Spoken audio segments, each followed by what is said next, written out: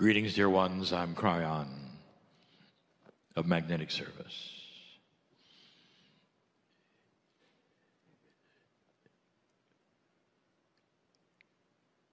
The moment is more poignant than you know.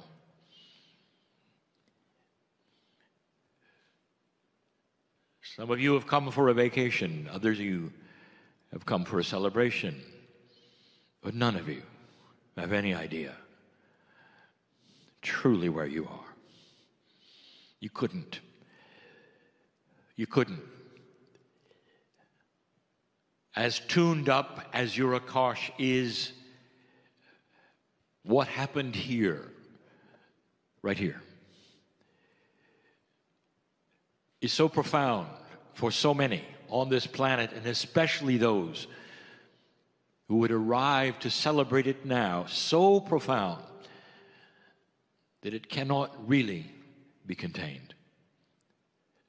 But the residual of it brings you back. In the next days, I'm going to give you some history, some reminders of what happened here. But even before I do, the reminder is this: you're not on an island, you're on the mountain of Lemuria. The mountain. A huge mountain, the biggest one on earth. And the reminder is this: that you're not at all in the elevation that used to be. The land of Mu, the small continent in the middle of the Pacific. And all of this will again be explained, both in channel and by my partner, in the next 3 days. But what I want to tell you about is something I have mentioned only briefly in the past. An experience that my partner had that I wish to pass on to you at this moment.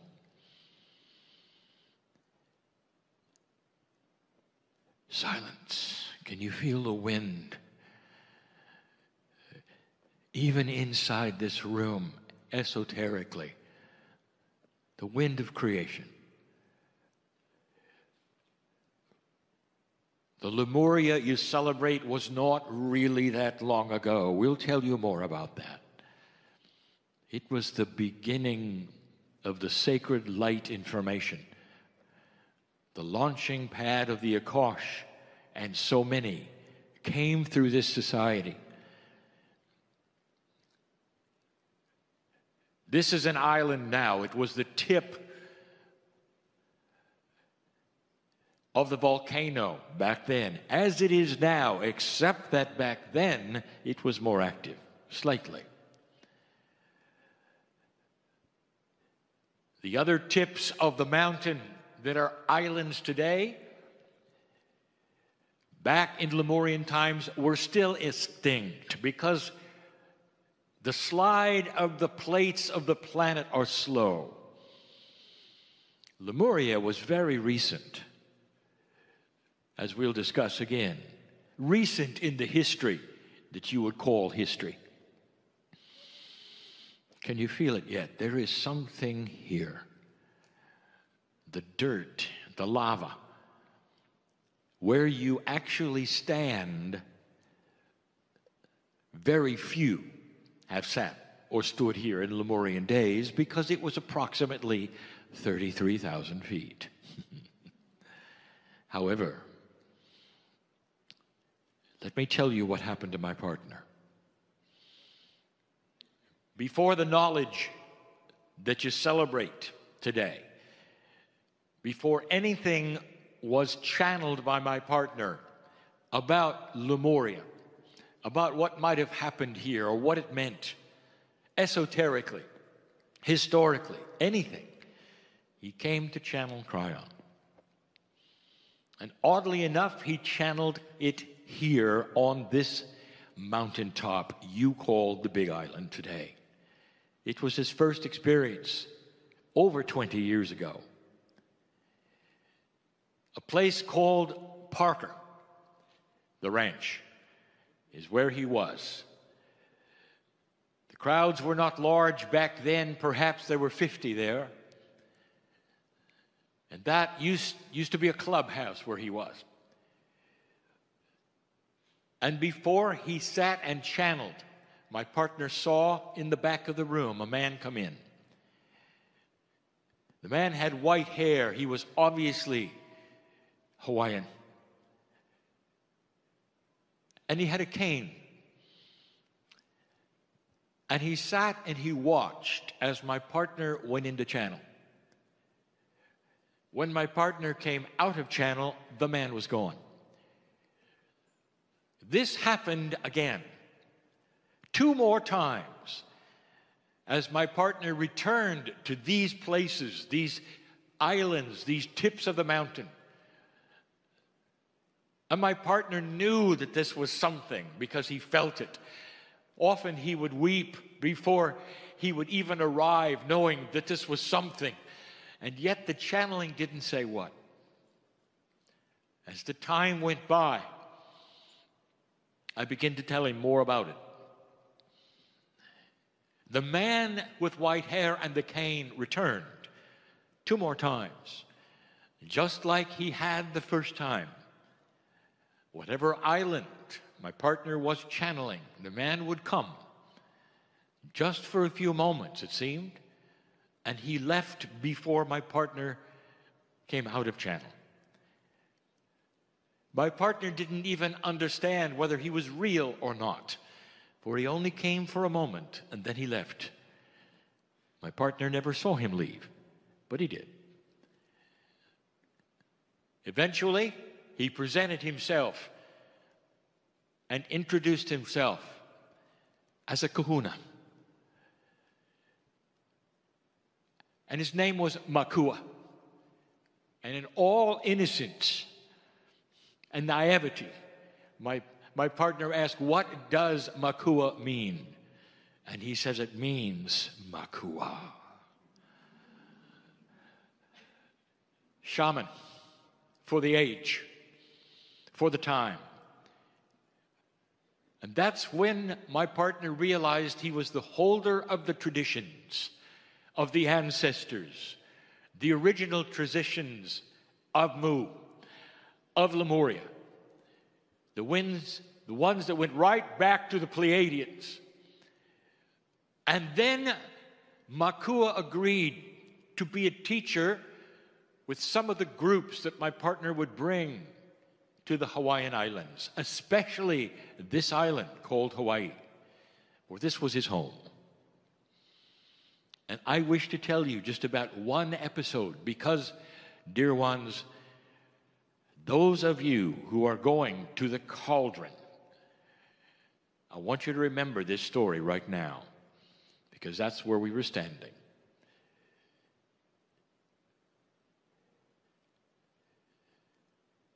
The big opening at the top of the mountain, the caldera, was filled with lava that was active back then in Lemuria, and it's not now.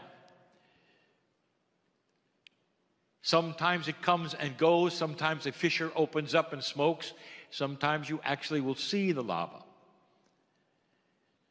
But subsequently to the days of Lemuria, there have been many places where the lava pours out. So, the caldera is not as active as it was in Lemuria. But you didn't see it. It was too high. I was standing with my partner. I want you to think of that. The two of us together. Because there was channeling involved. At the edge of the caldera, not too many years ago, led by Makua. And he gave the teaching that he wished to the group who was there, and the channeling began. And when it was over, Makua said, "I want to show you something." And he took my partner to a place that was not a place where the group was.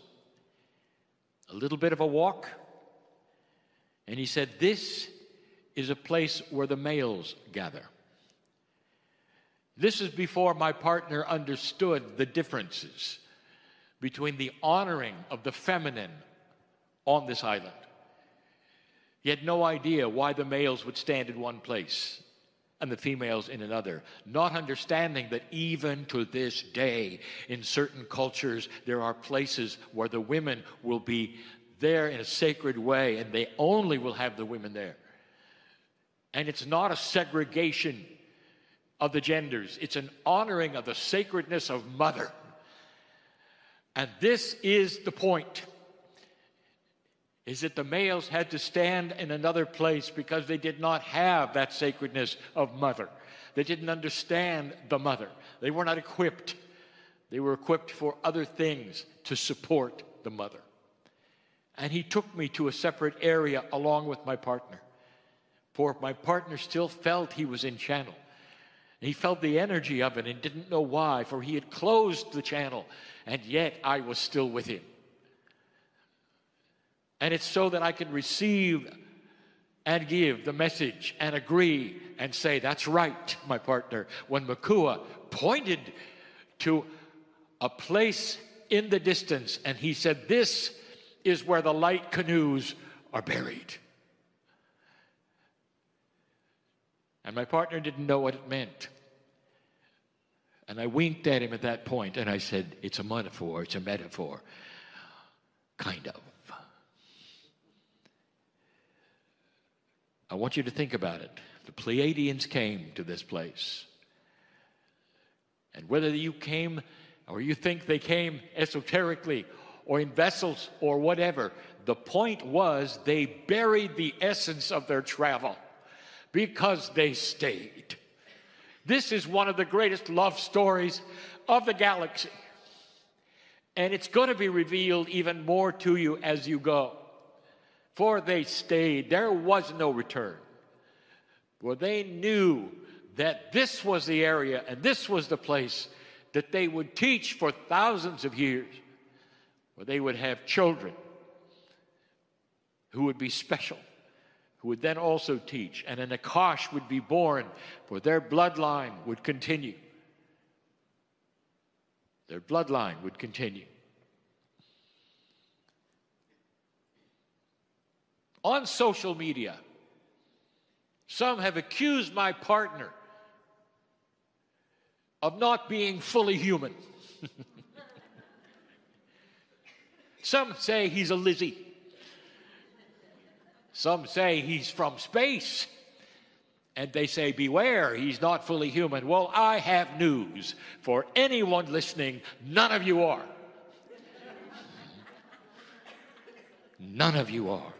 That's the love story that I want to talk about this weekend.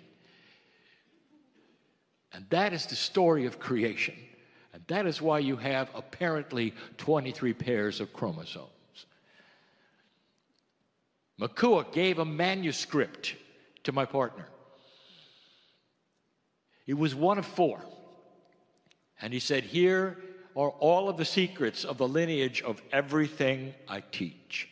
And he said, I had to check you out for years to see if you were pure.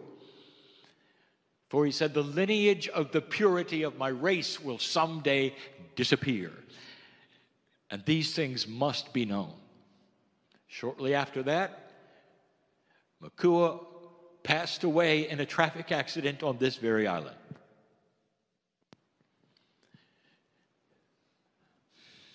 Shamans don't drive well.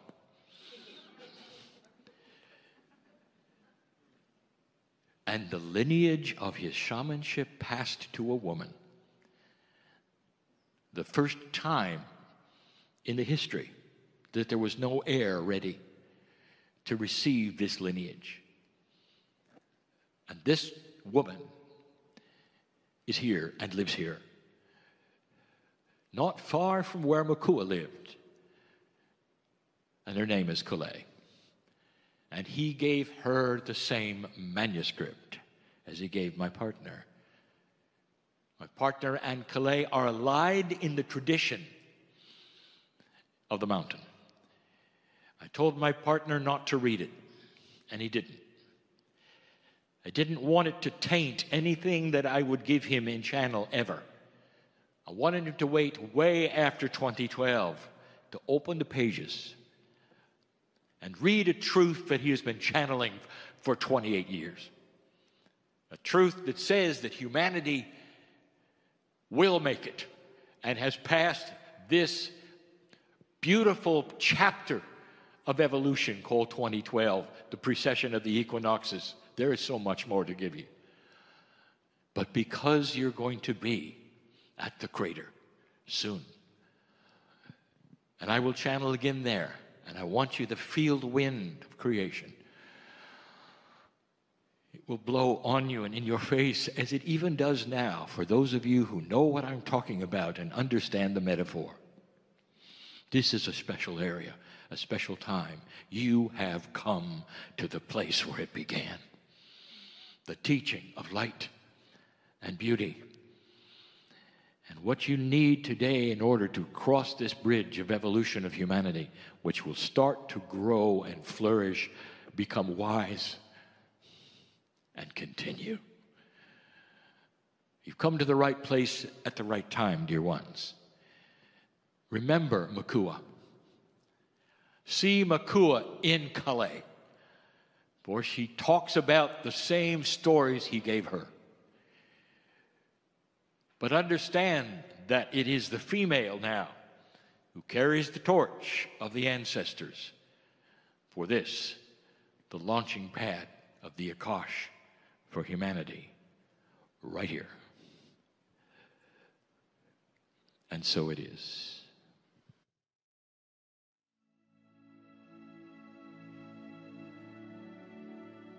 Greetings, dear ones. I'm Kryon of Magnetic Service. We've said this so many times. I know where I am. Do you? Do you really?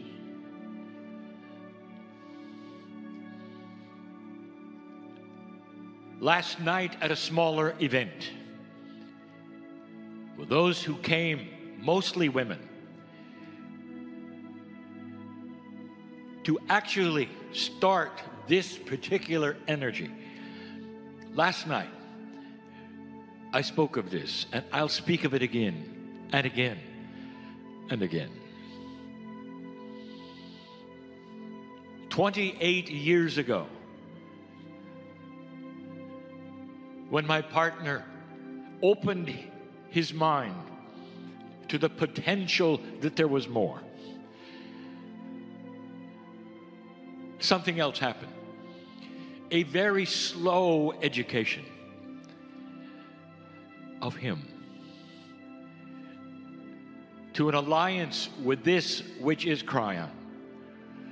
An alliance that grew in trust and love, appropriateness, and even logic. That the entire world celebrated things like prayer, a one God, prophets, those able to do healings, messages from the other side. The entire planet, in some way, believes in the afterlife, all of these things. And yet the idea of sitting in a chair and having a direct connection was not necessarily acceptable. And it took a long time for him to realize that the apostles themselves, the prophets themselves, all of these human beings who were giving the information were channeling. What else do you call it?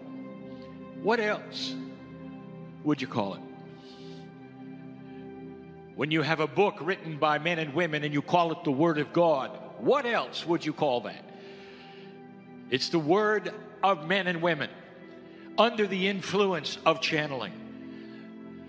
Call it what you want. Give it whatever name you wish.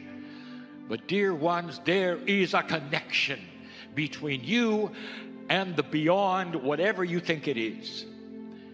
And then the information started to come of what it was. A loving, beautiful, non-judgmental God who put things together, souls that were always there, were not necessarily created just to be on the planet. An old energy of human nature was then placed upon God. It still is. That God is just as dysfunctional as humans. That God sets rules, has certain kinds of discipline. God cares what you do, whether you turn right or left. And then if you do it wrong, this beautiful, loving God will take you and punish your soul for eternity if you don't do it right. Dear ones, this is human nature. This is not God. And slowly, very slowly, especially after the shift, there is an awakening with so many. An awakening that says perhaps what we were told is slightly different. These who would love their prophet can still love their prophet. The prophet is beautiful and filled with knowledge, love, wisdom, benevolence, purity, healing powers. You can still love your prophet and understand that perhaps, just perhaps, that the God the prophet represents is bigger than you were told in any doctrine. Is bigger. More loving, more gracious, more understanding.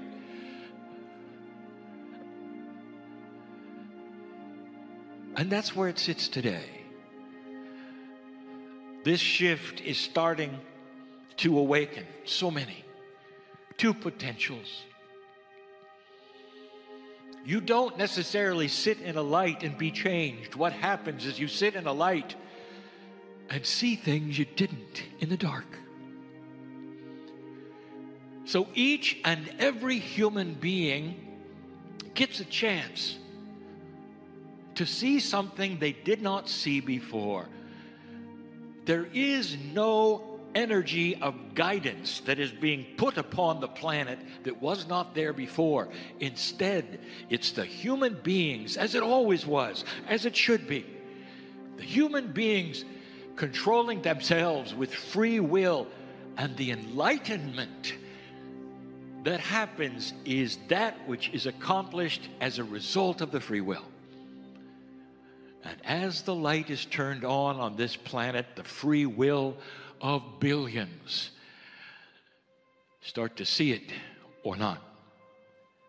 The old souls are the first ones who awaken. The old souls are here, are listening, are part of this, what we call the Lemurian experience. The channels of these days will be talking about that, mostly about that. But we have to start at the beginning. We must give you some insight on how this occurred.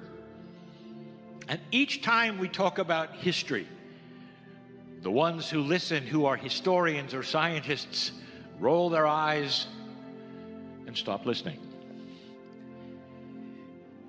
Let me tell you something about human nature, scientist, historian, just for a moment.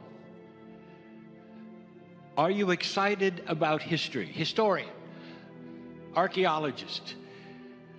And the answer is yes. You would not have gone there, done that. You wouldn't have the degrees you have. You wouldn't be so excited unless you really, really were on board with these things that humanity did, how it happened, what's going on. And yet, you paint yourself into a box of what you believe happened. You go through a school, and the instructors paint to you what has been discovered. They will then postulate, based on the discoveries that have been made, what the probability was that took place before they knew what took place. There's extrapolation, and it's logical. And that becomes the model of what took place on the planet, you would think that an archaeologist or a historian or a scientist would be drooling for better things as they were discovered. And I will tell you what happens. This is such a logical, linear, old energy, but dear ones, this is what happens. They drool as long as the discoveries support their box of what they think happened. And when they discover something that is outside of what they were taught, they usually discard it. And they're not alone. Physicists do the same thing. This is human nature, and this is the construct that will begin to change. The construct that most don't even recognize exists. The box of belief of science and history that maintains itself based upon what it has seen, not what it has not seen. Therefore, when we start to talk about the planet in ways that are not in school or taught, it's discarded immediately. It's too esoteric. There's no evidence. Therefore, we will not look. I sit in front of those who are listening, and I give you history that is beautiful, beyond the scope of education on the planet, one that does not necessarily fit into the boxes of what is taught. And if those boxes would open and allow for the potential and the possibility of some of these things, it would be the fast track to a glorious potential and information that would be so much grander and filled with wonder, more than there is even as you look at it now. The history of humanity is so grand in its development, in the way you got here, not in what you did, but what God did. Dear ones, if you didn't figure it out already, there are several kinds of Akash. And the one that we ask you to concentrate on, and that is what you're doing this seminar series, is what we call the Akash of the human being soul. Every time we talk about souls, we will identify it is the soul of the human being. And we have said this before in those lectures about souls, the channelings about souls. There are many kinds, but the human being soul, that's the one with God inside. It's the only one with God inside, the human being soul. And it starts literally here, on this planet. The visions that the doctor has had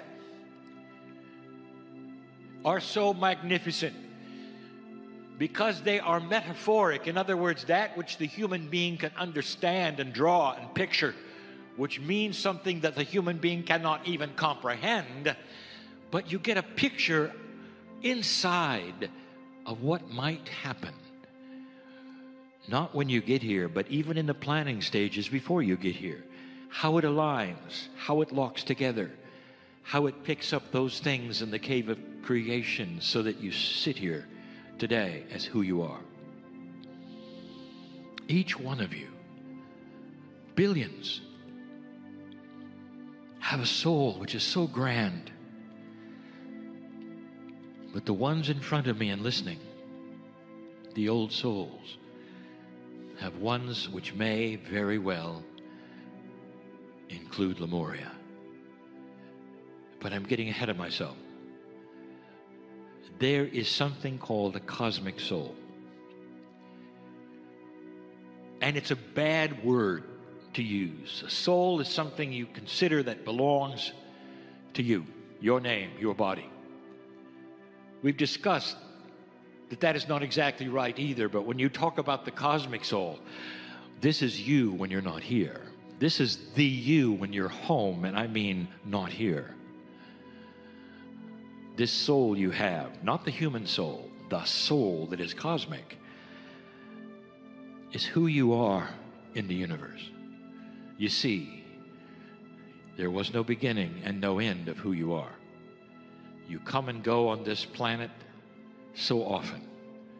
Your lives are so short, and it involves one soul. The cosmic soul becomes the human soul, partly for those times.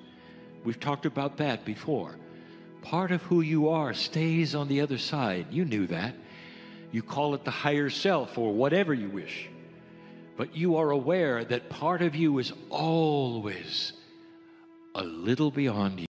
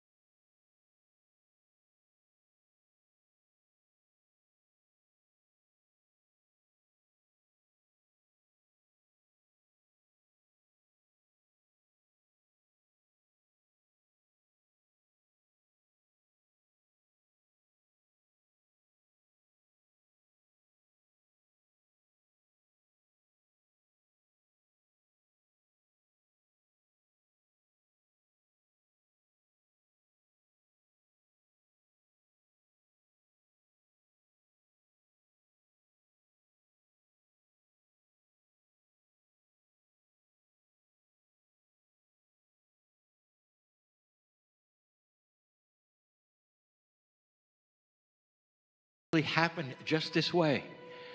Go back to that which is fundamental, which you learned as a child, and this is accurate and it's true. Something called the Garden of Eden is a metaphor for Gaia. Gaia is the mother energy. Can I tell you now that Gaia was so instrumental in this advanced, very advanced evolution of the human being? It was Gaia who cooperated so greatly in ways you still don't know to push the envelope of speed of how this would happen. From going to single cell microbes practically to the human being in such a fast way. All designed, all ready to go. It was more than natural selection. It was pushed. And Gaia was here to accept it. Gaia has not only an energy, but a consciousness. We even call it the soul of Gaia, the collective soul. Tree huggers, we've talked about this before. You don't hug one tree, you hug them all.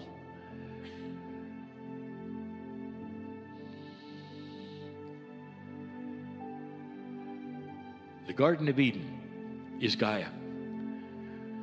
The Adam and the Eve are the names of the genders, men and women.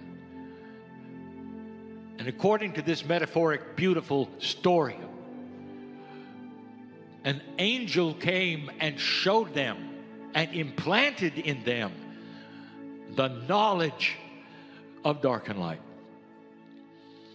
And it's implied in Scripture that the knowledge was not there before they came. The angel gave it to them. That is accurate and true. Humans were ready for what I will call the seeding of the information of dark and light. Tens of thousands of years before Lemuria. We'll say 200,000 years ago, it began. If you compare that to a 4 billion-year-old planet, it was yesterday. And then an acceleration. Something else happened. My partner will talk about it. There's evidence of it. When humanity began to change and was no longer like the other mammals of the planet. Even biologists have noticed it in the history that they can see and they study. Where does Lemuria come in? Go back 50,000 years. Not the Adam and Eve story. Lemuria is the launching pad of teaching. You got to a certain point where the teaching began. And those who seeded you from the stars came to stay. Dear ones, there are some cultures in some places, including your own, who say they're still there. Some of them take legendary names, like Pele, for instance. Isn't it interesting? The god of the volcano itself, the island itself, all that is female. Unlike the Greek gods who started with males, then they made them dysfunctional. Pele has remained the same. Pele is the metaphoric echo of the Pleiadian mother who understands and is powerful and loving and wise. It's legend, dear ones, but it is important for the place you sit in. And so this particular episode in history, which is the small continent of Lemuria, was that which is the largest mountain on the planet, pushed up by what you call the magma of a hotspot for a while, in order to seed this launching pad. And on this mountain, many of you participated. one time. It was very special here. You didn't incarnate over and over and over and over. You only hear one time. It created something interesting in the civilization of Lemuria. You were all first-timers.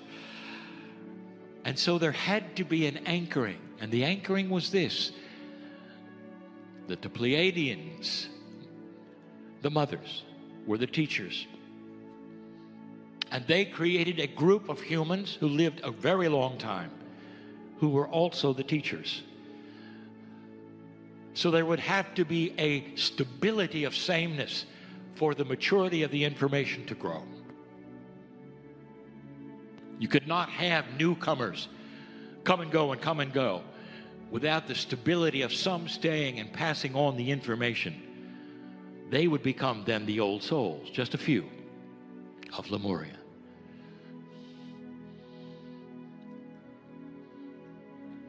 Some of them are here. Some of them know they're here. They don't know their part. They don't even know their Lemurian name, but they were. And I don't mean those who passed through. I mean those who stayed for a long time. My partner wasn't necessarily one of them. He was not a teacher. It's interesting. Who he was and what he did is insignificant. He was not a teacher. The teachers are here, some of them now. And these are the ones who are going to resonate the most to the land that is here. This brings you up to 50,000 years ago. We're going to talk more about that as we go. We're going to give you information at that which is the lip of the caldera. We're going to talk more about Makua as we did last night. We're going to give you some insights, perhaps, on what actually took place. But dear ones, let it not be lost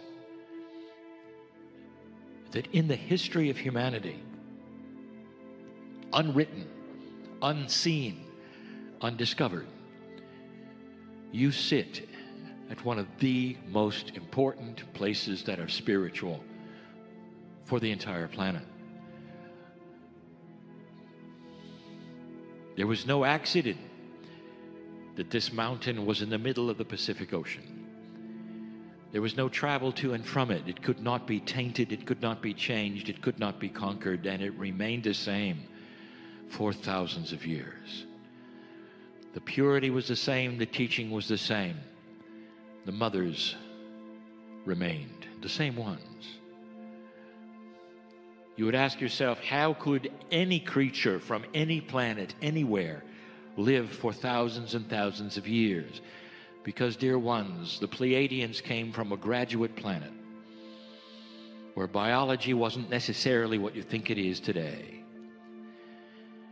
Their soul long ago had intertwined with their biology, so they were almost forever in a biological form. Almost forever. They would choose to come and go between that which you call the veil. And then there is this. You might look at them as gods, and many did. But there'll come a day when you are just like them. That is the plan. That is what has happened in 2012. That is the beginning of this cycle. That is so magnificent. The reason that the entourage comes in, the reason that the angels are here, the reason that the galaxy is looking at you because of what has happened, what is happening now. All that you see on this planet that is so strange, that is so changing, that is bothering you so much, is all about the shift.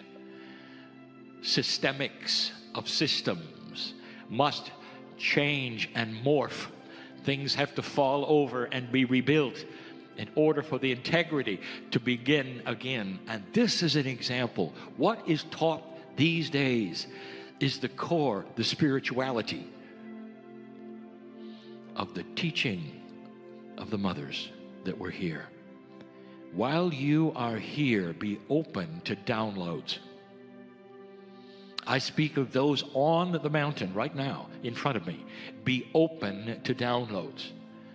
This means that word which you all know, which is a vernacular, you all understand. Be open to receiving something that is non-linear, that will be pervasive in your body, that is new and filled with light. Aha ideas. Some of you will not have the realization of the download until you leave. And you'll get back to where you came from. And some of you live here. You'll return to your homes and you will be changed. Even those who live here and feel the dirt under their feet will have new feelings about what it means. Questions are asked, well, why is it that this particular mountaintop you call now the Big Island is specific to the others? And that is because this, even 50,000 years ago, is where Pele was. Because 50,000 years ago, much was different. It was a little more active, the volcano here, but the other ones were extinct. This is where it flowed. This is where new land was created. This is where a lot of the teaching was done. On this particular slope of this particular peak of the mountain, which became an island. That's the history lesson. Here's the review. If you could see your cosmic Akash right now, if you could see your cosmic Akash, it would take your breath away. All of a sudden, the veil would lift and you'd say, I'm forever. And this idea of coming and going, birth and death, goes away. Goes away. You'd see the many incarnation as one, as we do. You'd see your soul returning over and over. You don't die. You don't die. Your body wears out. That's all. You don't die. Two distinctive perceptions. Life does not get related to the biology. It just doesn't. Can I tell you who the entourage is again and again? As long as my partner has been here from the very first time, the entourage is made up often of the souls that you've loved and lost in your lifetime. They're still here. Here's the confusing part. So many have reincarnated, and yet they're here in the entourage. Well, how could that be? Welcome to non-linear multidimensionality, where many can be in many places at the same time. You believe that about Santa Claus? What's so hard?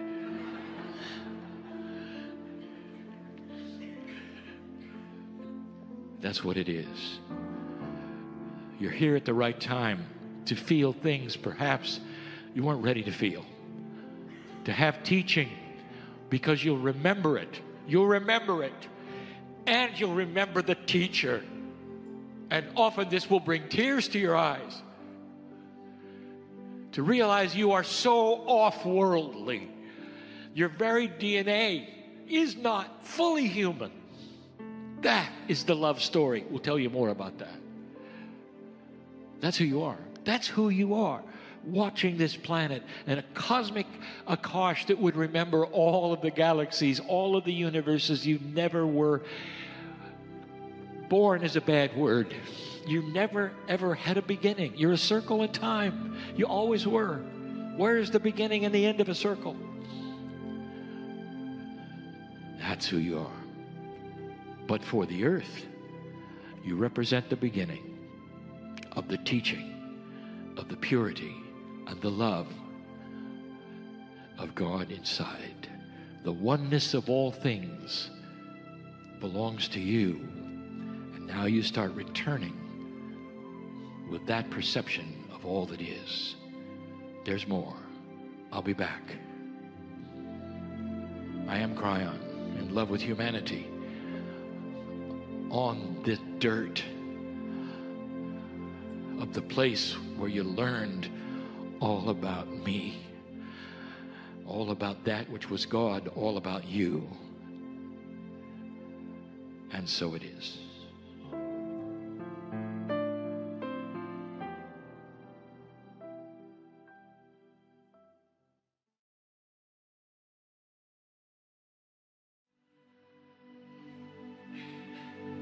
Allow yourselves to sink into your chair,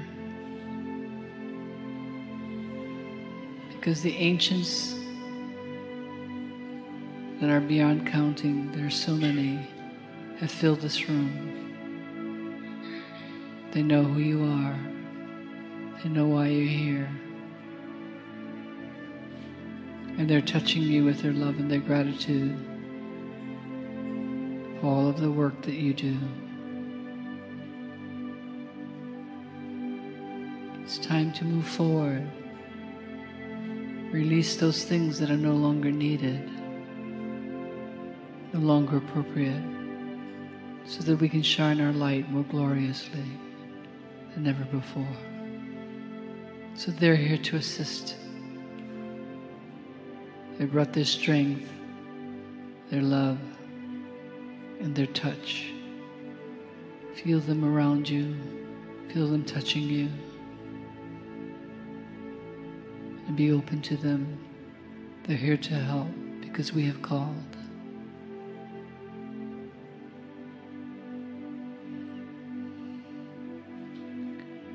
And you go to the caldera of this ancient land, and you visit Pelehonuamea. We want you to remember this chant. This chant is of her birth. Feel what this is like, because you were there when this earth was being created, and this beautiful goddess who represents the Earth Mother formed her lava. This is the power of her birth into the world. Hannau kea papanu'u, hannau kea papalani, hannau pelikahiunalani. Hannau kea papanu'u, hannau kea papalani, hannau pelikahiunalani. Hannau kea papanu'u, hannau kea papalani, hannau pelikahiunalani. Hannau kea papanu'u, hannau kea papalani, hannau pelikahiunalani. Hannau kea papanu'u, hannau kea papalani, hannau pelikahiunalani. Hannau kea papanu'u, hannau kea papalani, hannau pelikahiunalani. Hannau kea papanu'u, hannau kea papalani, hannau pelikahiunalani. Hannau kea papanu'u, hannau kea papalani, hannau pelikahiunalani. Hannau kea papanu'u, hannau kea papalani, hannau pelikahiunalani. Hannau kea papanu'u, hannau kea papalani, hannau pelikahiunalani.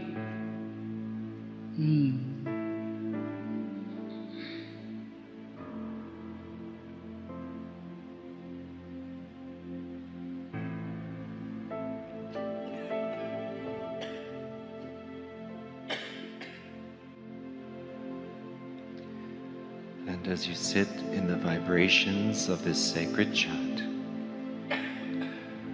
allow your consciousness to drift inside. Bring your energy into the center of your body, into your heart.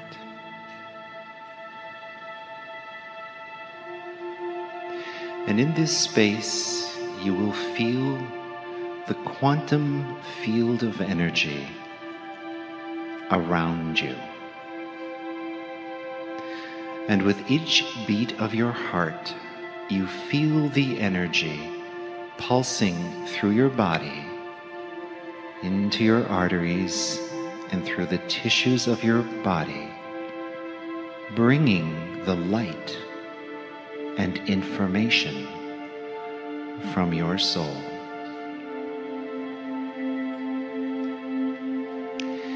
As you began this lifetime and your heart first formed, it was connected to the energy of your soul. and the communion between your soul and your heart has always existed and will as long as your heart beats. And if we journey back to that little heart when it first formed as an embryo in our mother's womb, and we rise through the quantum chain of energy that came with us when we decided to incarnate on this planet this time around, we will meet the energy of our soul.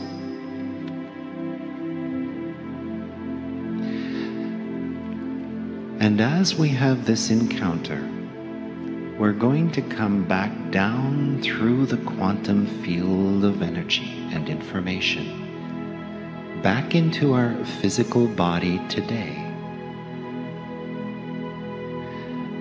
And we're going to bring the energy and information that is integral to our soul's evolution into the physical form. And you may begin to feel around you many elements of energy, many pyramids of light. And they line up, and there are many.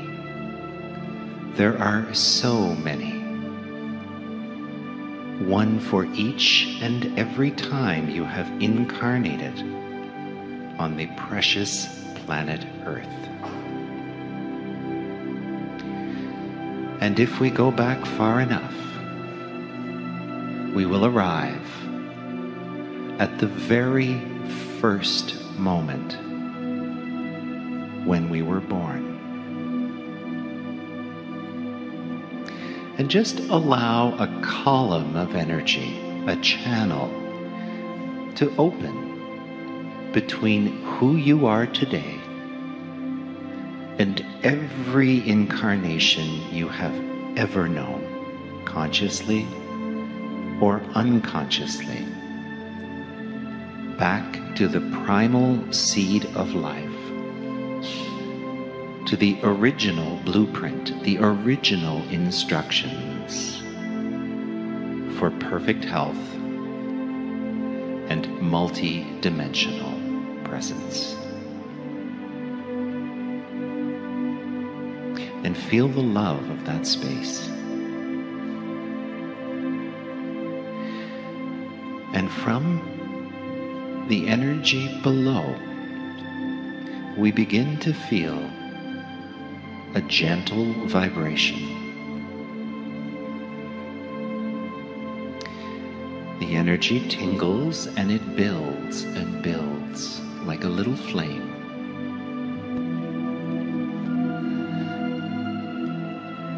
And it begins to rise, first through your energy, but you begin to feel it in your physical body. And it's in you, and it's outside of you, and it's even in dimensions that we cannot comprehend. And the vibration of this transformative light begins to work. And its energy grows, and the power of the energy grows. And as you hold a bridge between who you are today and who you were in the very beginning, in the days of Lemuria, a child of your Lemurian mother,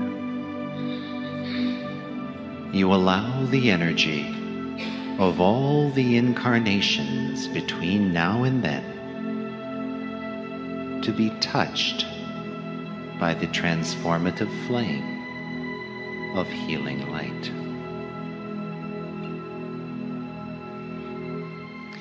and it burns so brightly. And you can feel it lifting away the memories, the emotions, the restrictions, allowing it to open the channels and recalibrating your connection to your fuller quantum self.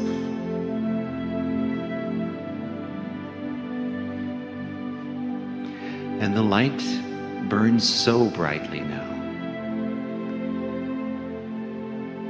And you feel it lifting the energy of who you are and all you know yourself to be, all that you have been and all that you will become.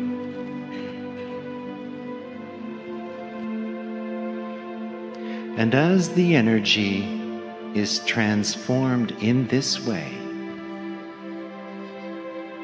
you begin to recognize the many, many gifts and many talents and abilities that you have garnered through your series of incarnations. You feel the love of a mother for her newborn child.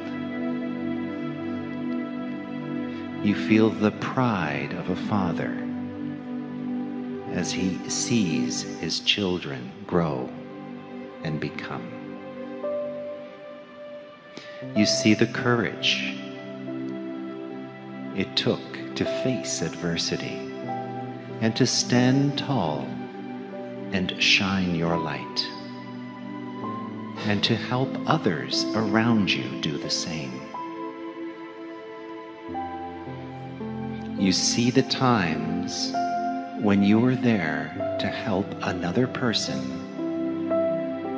face a challenge, achieve a goal,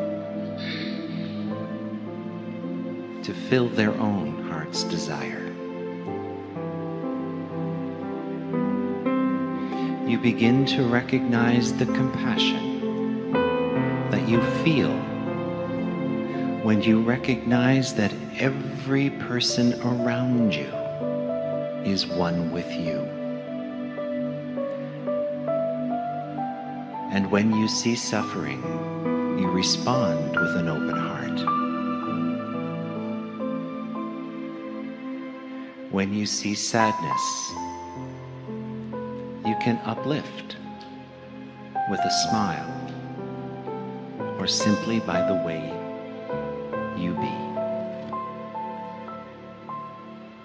You begin to recognize more than anything you do, it is who you are that makes the difference. You recognize it is the energy and the light that you carry and you shine that harmonizes discord, that heals all sense of imbalance, and restores health and vibrancy to the human form. And I know we are each very grateful to Spirit and to the ancestors, to the earth, for the gifts of consciousness and the gifts of energy that are bringing us forward through the transformation. And allow this light to continue to work through your body, through your mind, and through your history, to help you know beyond any doubt or uncertainty of the magnificence you carry through the divine light in your human heart.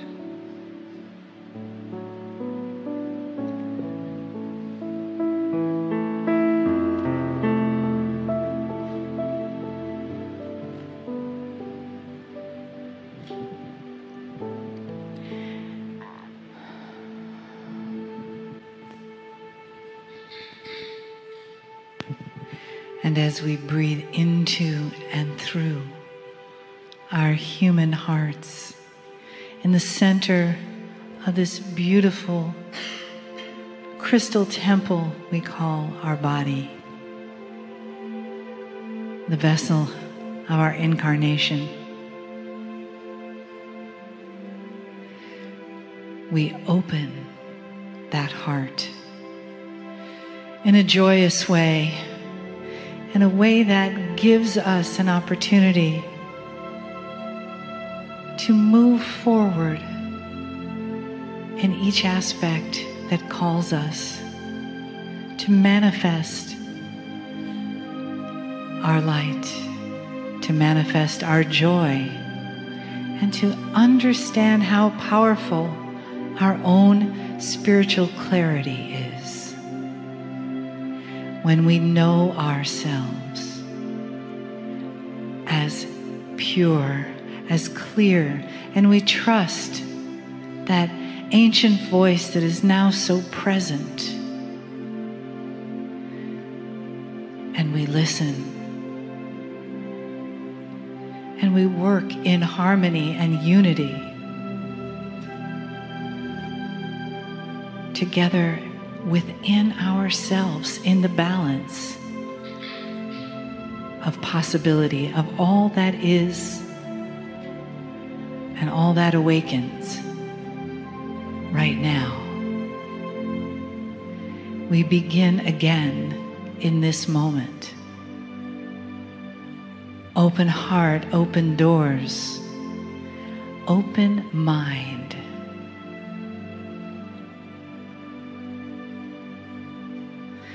And as we do, we draw forth into our life a different set of circumstances because our vibration is not what it was when we first came here. We have had an upgrade. And with that upgrade and clearing, the universe responds from the depth of the galaxy. Our vibration waves go out and find what's been waiting for us. And we tell it we're ready. We are here. The time is now. This temple is ready. There is a clarity, there is a knowing, and there is a deep trust in our own sacredness and the light that we are filled with. And the light is in front of us always, lighting our path. And we don't need to know where the steps are, because the light will show us. The light will guide us. And it's a light that will never need replacing or grow dim. And it becomes more and more clear with each breath that you bring through into your heart, into this temple called body, into the crystalline structure of your DNA, into the nerves, blood cells, all the cells of your being that are upgrading right along with your consciousness, so that your physical can begin to hold more and more light. And illness becomes something that just doesn't seem to happen anymore. And longevity becomes something that does happen. And it's longevity with purpose, with joy, with service to humanity. Because in your wisdom, your compassionate heart reaches out to uplift one another.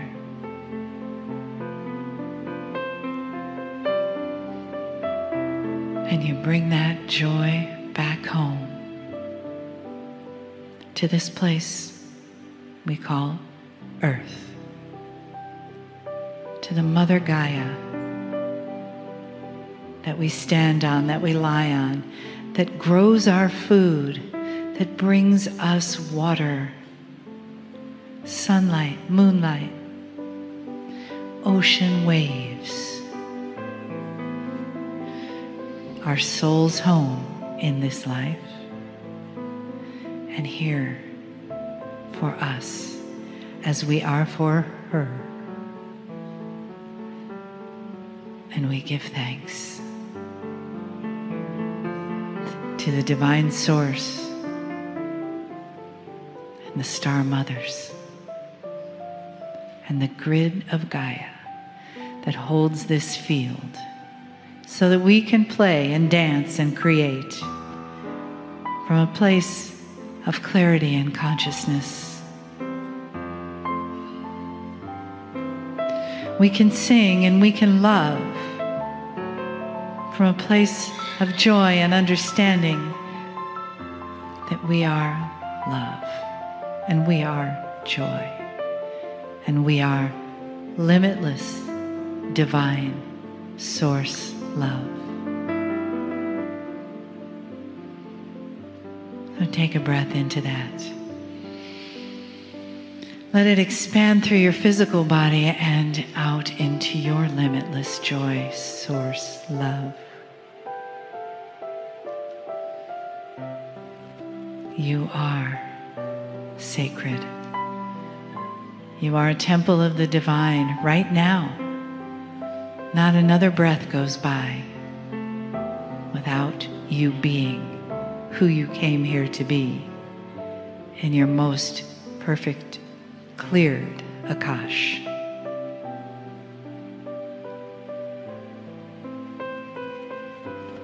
And feel inside, what is it like to hear those words and feel that feeling? That is cause for celebration, isn't it? So take a few moments to have an internal celebration, a big yes inside,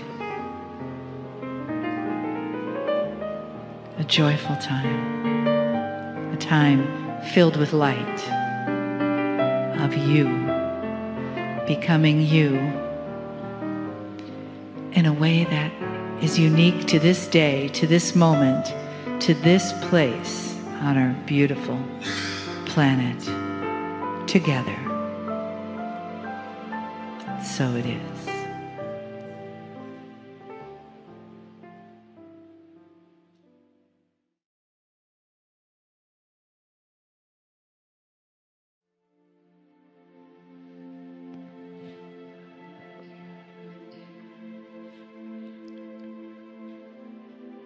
Greetings, dear ones. I'm Kryon of Magnetic Service. I wish to give a message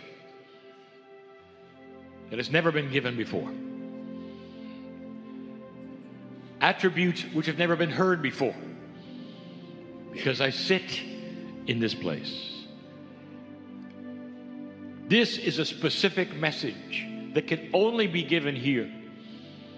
And it's time to give it, for there are those who will take this, understand it, who are listening to this, who are even not in this room.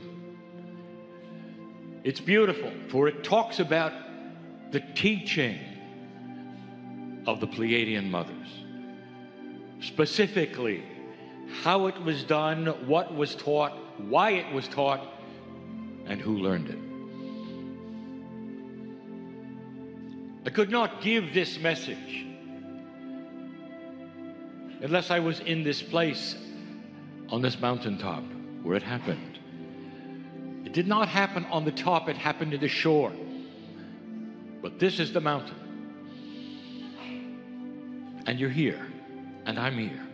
I could not give this message unless I was surrounded right now on both sides by Lemurian teachers.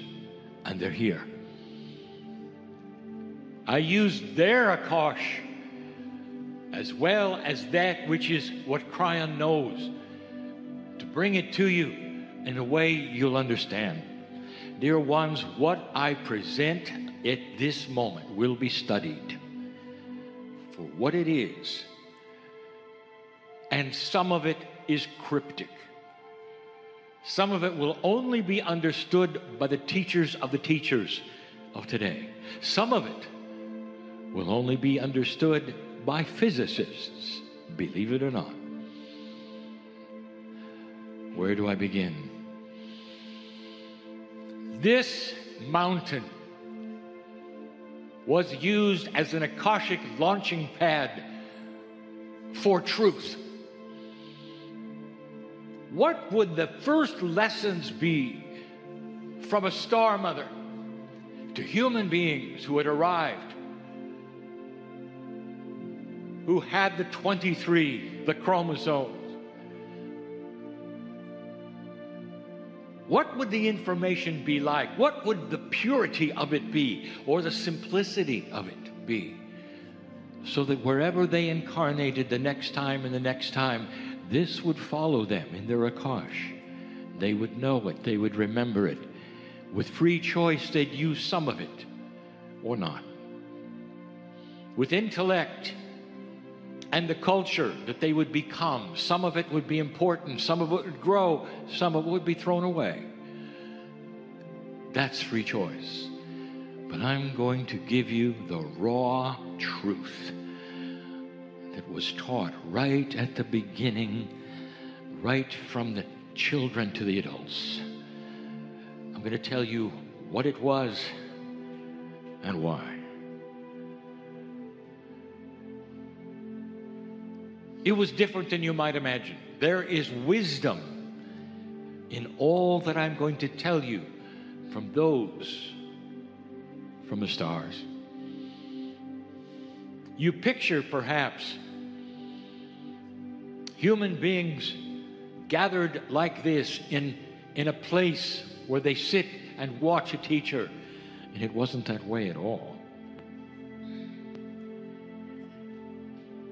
It started early, and what was taught was based around a shape. And from children to adults, the shape remained the same. It was complex because what was within the shape was then evolved. Let me explain. First, and most complex, the shape. A wheel. A circle with spokes to the center. The spokes to the center were number 5. 5 spokes to the center around the wheel.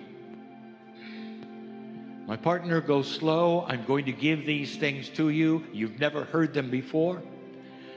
And I'm going to give you visualizations that you will then enhance upon, using also the Akash of the 2 who sit next to you, in how this looked and what happened, what it felt like. The teacher, the Lemurian teacher who was Pleiadian, always a woman, would not be at the center, would always walk around the circle when teaching. So there never was an exalted place. It started with the children. If you were a Lemurian, and so many of you were, you got this as a child. The circle had a name. But let me explain first, why 5?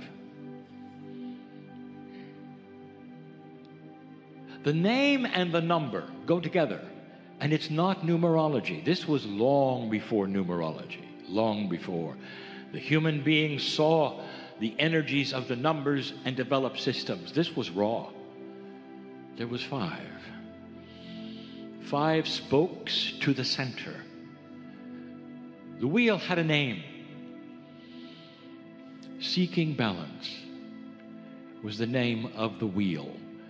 And they called it a wheel, although it was then put before them on the ground for them to study. A circle on the ground with 5 spokes from that which circled it to the center. Why 5? Dear ones, 5 is not that which you expect. Almost everything in nature is balanced with pairs. The push-pull energy of the galaxy, the yin and the yang, the light and the dark, the laws of physics, the strong and the weak, everything is paired up, but not 5. Seeking balance was the subject of this sacred wheel. And the spokes all had names, and they would be explained to the children, to the adults. Why 5? And now we get into what the Pleiadians wanted humanity to understand and know from the beginning. Magnetic fields. This won't take long. Don't check out if you don't like science. The basics of magnetics at the very prime information, super simple. Physicists forgive me for this. Super simple. An atom which has too many electrons versus an atom which doesn't have enough creates a plus and a minus pull as they try to connect with one another to balance themselves. This is a magnetic field. This is the bipolarness of a magnet, the plus and the minus. We have told you since we started giving you physics that magnetism is one of the only things in standard physics that begs to be changed. And that there are ways, the relationship between these parts, these atoms with too many and the atoms with too few. If you can figure out how to manipulate the many to the few and the few to the many, you change the relationship to the parts, you manipulate the balance of physics, and you can do anything. This wheel is 5. For it begs for balance, even within the shape of the teaching of the wheel. 5. It creates 6 spaces. 5 spokes create 6 spaces. Even before the numerology, the 6 was known. That's a balanced number. The teacher, always the one that was the star mother. Beautiful. Lovely to behold, for it was always in benevolence and compassion. The children loved the mothers. Children before the age of 7 had pretend wheels. They never got to play with or learn from a Pleiadian mother until they were 7. There was a ceremony around that when they could begin to sit as children around a wheel with a Pleiadian mother. Children were taught from the age of 7 to 13. At 13, there was then a gender split. And from 13 on, the wheels were taught to the men separately, then to the women. 13 was the average representation of menses. Mothers were starting to be mothers. And that changed everything. For then they were available for sacredness that the men necessarily didn't even want to know. For they understood the differences and the honoring between the men and the women in Lemuria. There was a big difference in the tasking. What they did well is what they did. There was no separation due to class. The separation was what they did well. You didn't ask men to have babies. You didn't ask women to fish.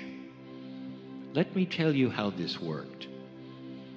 The women stayed and they studied. They had their children and they did education. They were the ones who were the most intuitive to tell the men where to fish, what to do, how to do it. The men sat and listened because it worked. The women didn't want any part of fishing. They were good at what they did. They birthed, they taught, they learned. They become the shamans. And they got the advanced information. I want to give you some other information about the men and the women. The men would never, ever think of going to sea and the trouble of catching that catch and then give it to a woman to cook. It was their fish. There are some jokes that the Lemurian men told about the women and the Lemurian women told about the men. Are they appropriate? I'm going to ask the ancestors, which are represented to my left. May I tell these? And the ancestors said no. I am Kryon, I do not answer to the ancestors. And here's how the jokes go. They're short.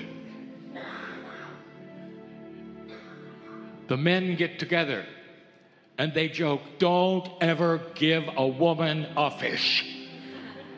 She won't know what to do with it and it'll end up just being blessed and go into ceremony. The men knew that. The women would get together. Do not ever let the men discover the elements of the sacred circles because they'll try to cook them. Those were the jokes. Now, why the ancestors didn't want me to say anything, I'm not really certain. It was divided. It was beautiful. And the tasks were one that made sense. Back to the children, back to the circle, back to the teaching. Creating balance. The wheel had that name. 5 spokes. The children would sit around the wheel. Basic information at the beginning. And that is what I'm going to discuss with you because it changed. How can you teach one wheel for a lifetime? I'll show it to you. I'll tell it to you. You'll understand the complexity, but it starts extremely simple. The children sit in a circle. The Pleiadian teacher walks around the wheel. Now this is important. There's no position of importance. So the teacher is always moving so that the human being does not linearize the process. And that goes for what is discussed within the wheel. Mothers of the children are always present. Always. From 7 years old to 13. And this also is for a reason. The children do not learn in a vacuum. What they are given and shown, they can discuss intelligently with the parents because the parents are there for their learning. The men, of course, are fishing. This is the way of it. Dear ones, look at this and the reasons for it. Because the women have the intuition that they need for the children. The men, it is not that for them.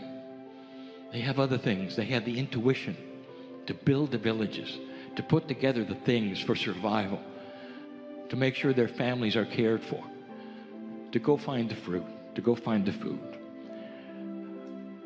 And the women stay and they teach and they learn. 5 spokes, all going to a center. Now I will reveal something about the center. This was the extent of the teaching of all of the Pleiadians. One wheel laid on the ground, quite large, with children and adults both sitting around their circumference. All the spokes went to the center. Now the center was not small, it was actually oversized. It came to be known as the Great Center. In the middle of this, the human being could put whatever they wanted to represent the grandness of the center. It was not lost upon any of them that the sun might be that which they could imagine there, for they knew of the simple astronomy that the Pleiadians told them of the earth going around the sun, creating the seasons, spinning along its way, creating night and day. And from the beginning, even the children understood that the center perhaps could metaphorically be represented as a sun. At night, when special teachings were given, they had a flame that they would light there, representing a sun. Flame on that which was fish oil, which then burned. Pretty soon, it got a nickname, the Great Central Sun. And if you have followed my teachings for 28 years, now you know what it is. It's not something in your galaxy. It's not something in the universe. It is not something that you go around. It is the center of all learning. It is the center of all truth. All the spokes come and go from this, the center, the Great Central Sun. From the beginning, we have used the expression, and you didn't know what it is. Now, past 2012, you can remember what it is. And you were involved. The spokes had names. They had teachings. I'm going to give you each one. The children memorized the names because they didn't make sense. Like you memorize some things in school that then later will make sense. Before you ever really understood the times tables, you were memorizing them. Before you understood grammar, sometimes you were memorizing the rules. Children are good at this. They memorize the 5 names of the spokes because they're going to need them. Because they keep changing, not in their names, but in what they mean. They mean something to a 7-year-old, and they need something else to a 14-year-old, and oh, they mean so much more to a 30-year-old and a 40-year-old. And by the time you're done with the teaching, you expect the wheel itself to ascend. Filled with such grand truth it is, as the spokes began to evolve in their simplest of meanings and their names.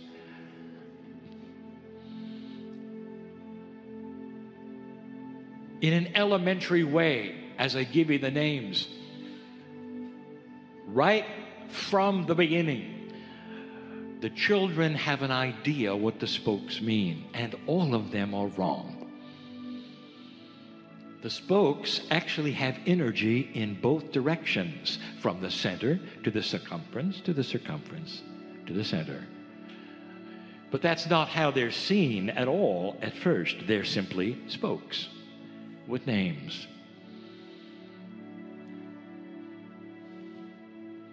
Let me give you the names. But first, let me tell you how those were presented every single time it was taught, whether there was children or adults. When the Pleiadian teacher began, she would say, "Let the numbers game begin." There was a game of numbers, not puzzles, a game. And each person around the circumference of the circle would participate in a numbers game that would then end appropriately with a certain individual. Whether they were young people, children, or adults, the game was always the same. Wherever the numbers game stopped, the closest spoke to that person that had not been studied that day would then be studied and identified. In the wisdom of the teacher, this meant there was no hierarchy of spokedom. There was nothing that they started or ending with. There was no list. There was no, this is more important. No hierarchy at all. Seemingly, the game would then choose the spoke to be identified or studied. Do you see the wisdom in this? Nothing was more important than anything else because it all centered around a circle with no beginning and no end. So let's pretend that the numbers have been done. And we're going to identify the spokes, not in a hierarchical order at all. I'll give you their names. I'll tell you what the children thought they meant, and then I'll tell you what they really meant. And in that you can see how you could study one spoke for a lifetime and never really learn. Simple names. I paraphrase the names because I do not give you the language of the day. I give you the best I can and what the language meant to the children. And this is where I start. The first time they heard the names, spoke number one that is studied. Not the most important, not the least important, simply the first one. Chosen by the game. Chosen by the game. It's called center return. Center return. Center return. The children got it right away. They said, well, this is our Pleiadian mother from the stars. There has to be a place where we go when we're finished here. You see, the idea of the essence of a soul was right there with them. And they all said yes. When we're done here, we return to the center, the great central sun, where all things emanate from. The center, the beautiful center. Center return. And they memorized center return.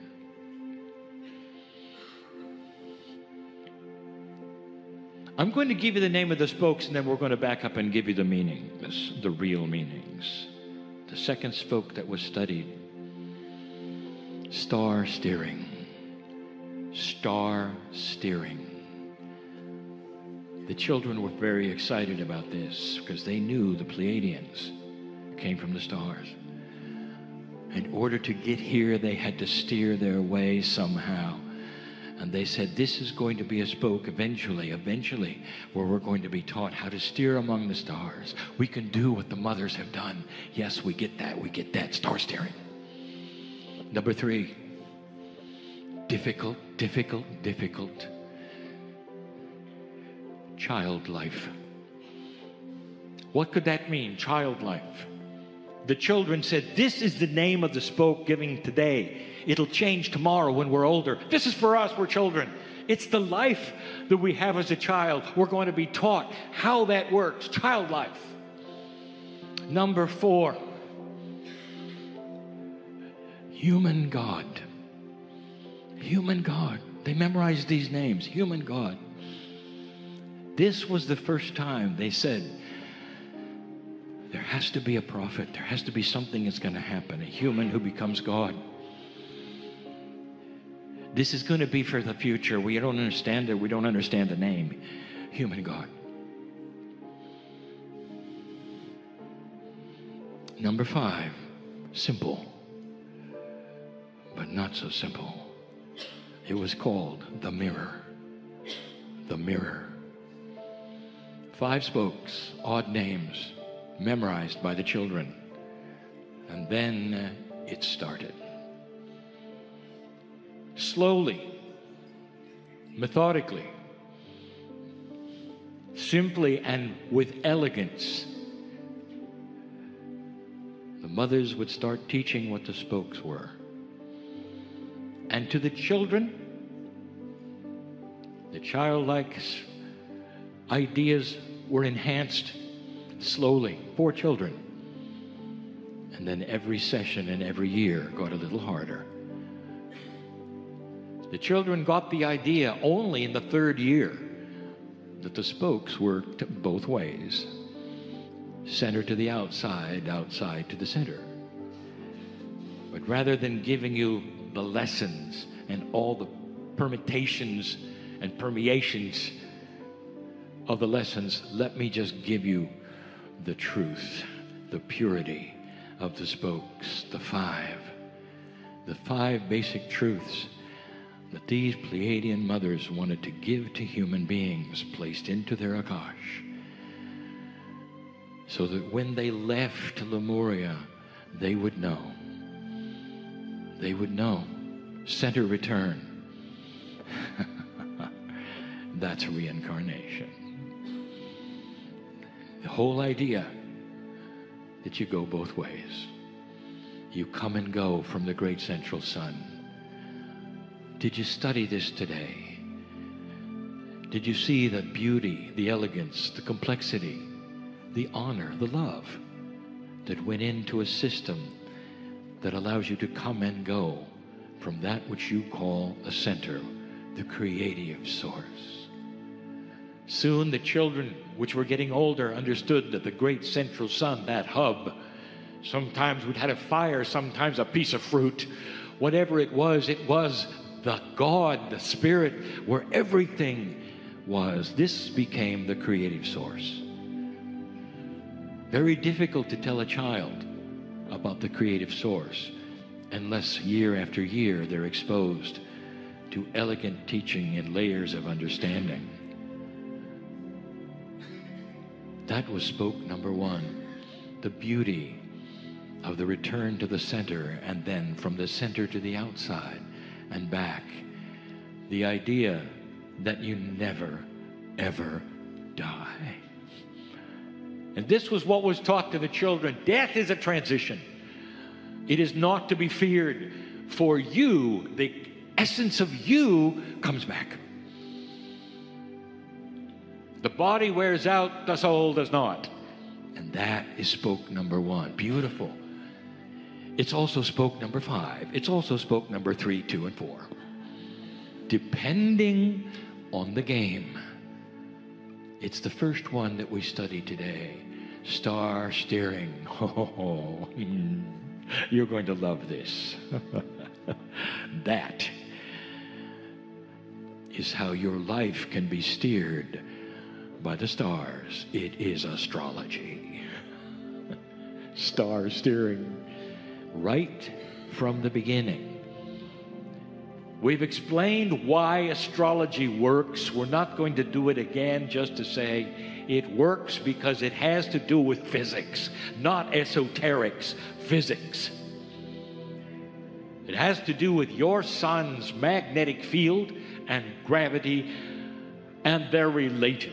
It has to do with the imprint of your sun, of the gravitational pull of the planets, which the children see as stars. They're simply lights in the sky. And that pattern is then pushed to this planet by the solar wind and accepted by your gravitation and your magnetic field. Have you ever seen the aurora borealis?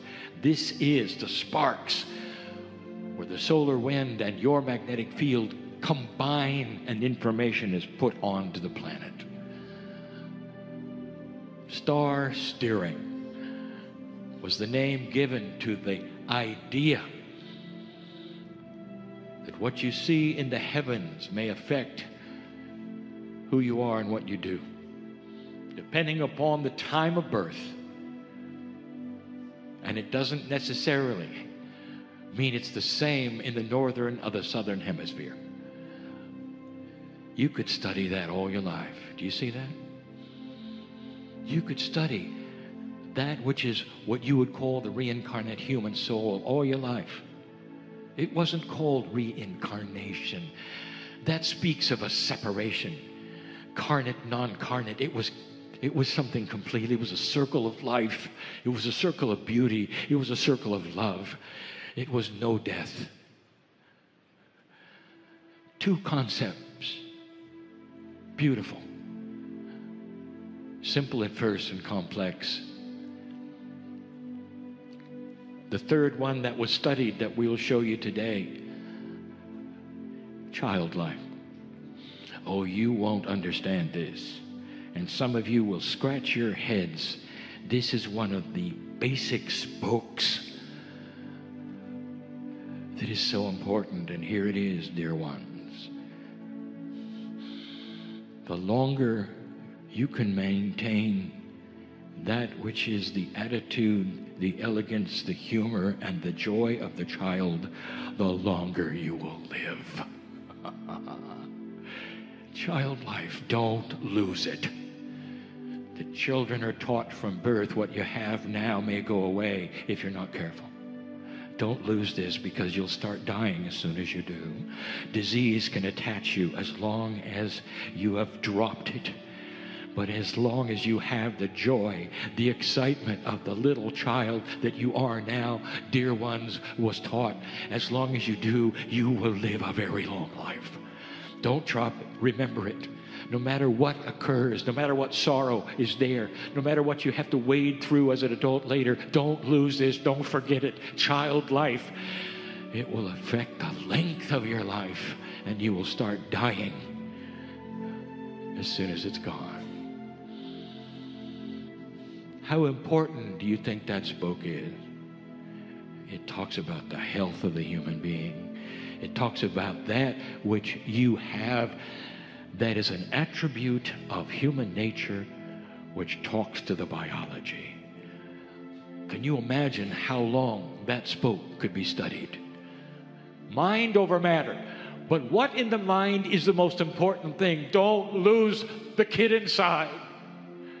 That's what the Pleiadian mom says. Don't forget it. It's primal to existence. Number 4, human God.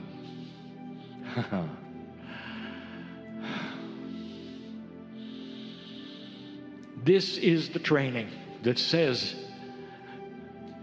that the great central sun, the hub, the spoke, is allied to the outside. It goes both ways.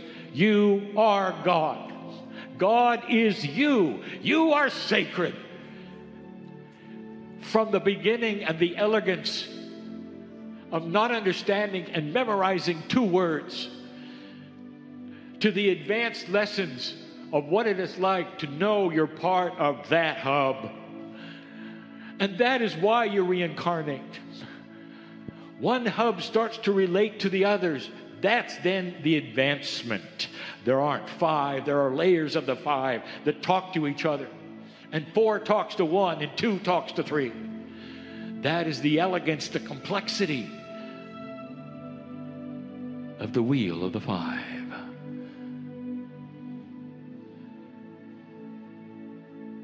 The God in you, it never goes away. And the child is taught that there is a relationship to the hub, a beautiful one, and that you will learn more about it, but get used to it. They are taught, I am the hub, which later becomes, I am sacred. I am God. Beautiful. Number 5, the most mysterious, the mirror. Children didn't understand the mirror until they got a little older. And they said, yes, we think we know. We think we know. You've got to take a good look at yourself. Clean up your act. Behave better for your parents. Look in the mirror at yourself. Be reflective. They got it wrong. And now I'll tell you what the mirror is, if I can. The mirror. How can I tell you this?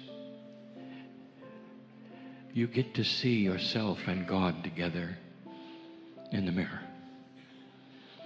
And you don't see yourself. What you see is God.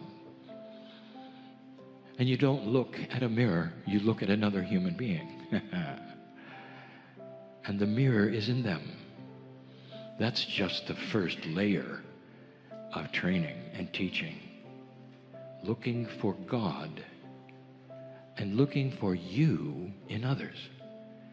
A commonality where there is a oneness in all things. Then the mirror starts to reflect that which is Gaia, nature. It starts to mirror the human, and the human mirrors it in the compassion, the systems, the way they work. You might say that the mirror is an elevated study. Perhaps it is, but it is equal to all of the others. The mirror to this day is misunderstood. It is the oneness of all things together. It is the study of all. It is the study of one.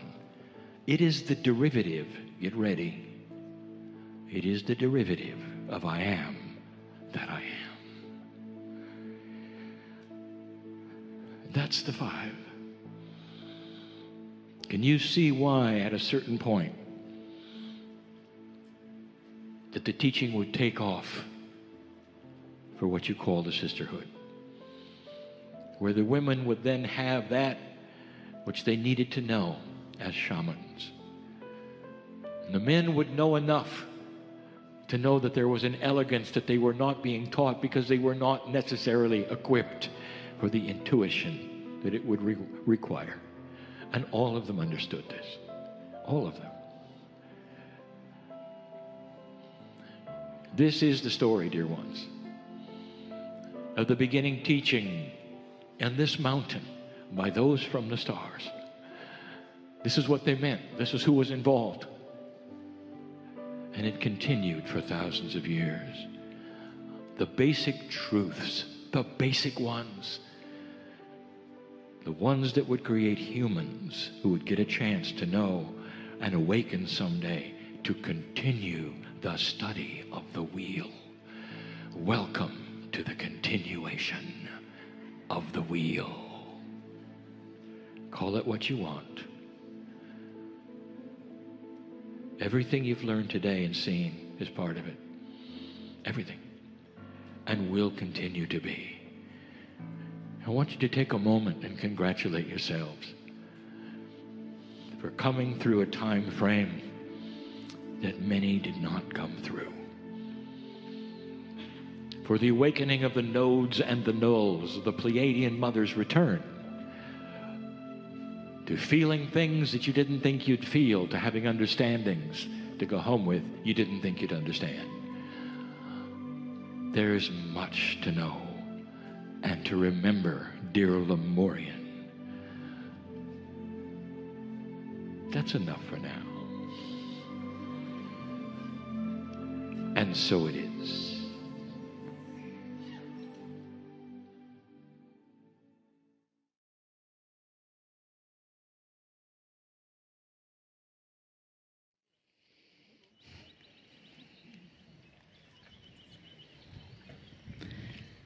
We begin with gratitude.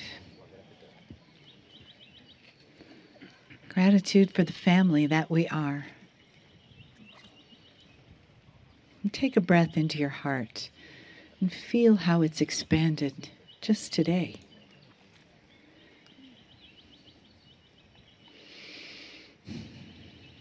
And let the hearts of the family around you touch yours. Feel the magnificence of this country and the opening of the heart of Pele to welcome us.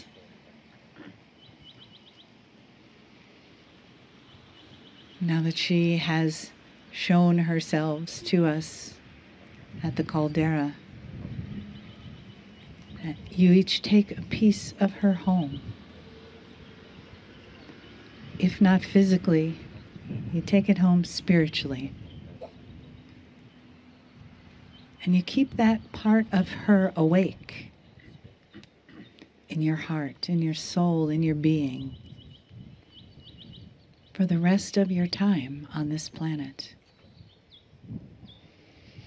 What a beautiful addition to your Akash, your Lemurian Akash, coming home to the love of the island and the heart of Pele,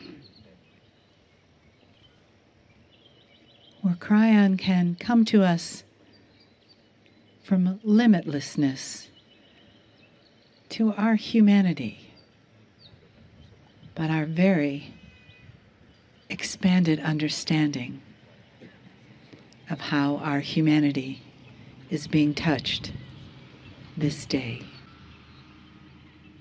Greetings, dear ones. I'm Kryon of Magnetic Service. For those listening, we are in the Volcano National Park of Hawaii. It's a place my partner has frequented many times.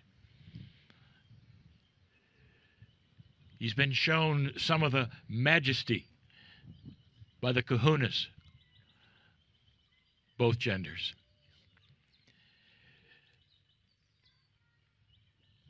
I want to tell you about the celebration, about the subject. Well, this is not the first time that a group has sat and enjoyed an energy that is extremely special. Dear ones, it's not the energy of Lemuria, really, or even of that from the teachers. It's Gaia, and that's what I want to talk about. So many times we have mentioned the sentient being that Gaia is. You sit and you feel something. And it doesn't matter if the sun is shining on you or whether the blessing of the rain is coming or you're wet with the dew from the fog. It doesn't matter. For the life, the presence of Gaia knows you're here. We have told you before that nature, which you call Mother Nature, although it seemed to have preceded you as a human race, it was preparing for you as a human race. We have also told you that Gaia knows you, and that the planet itself had been created for the compassion that is coming of the human being. So I want you to sit for a moment while I give you this story, the story of Gaia. We have done this so many places in the planet. We sat in places that felt like this, with the majesty of the Grand Canyon. Places that felt like this in the Green Isle of Ireland. Places that felt like this in Lower Bavaria. And the personality of Gaia was identical. Puts the arms around you and says, welcome. I know who you are. Do you find it interesting that the weather is what it is today? Do you find it interesting that this aspect follows my partner wherever he goes?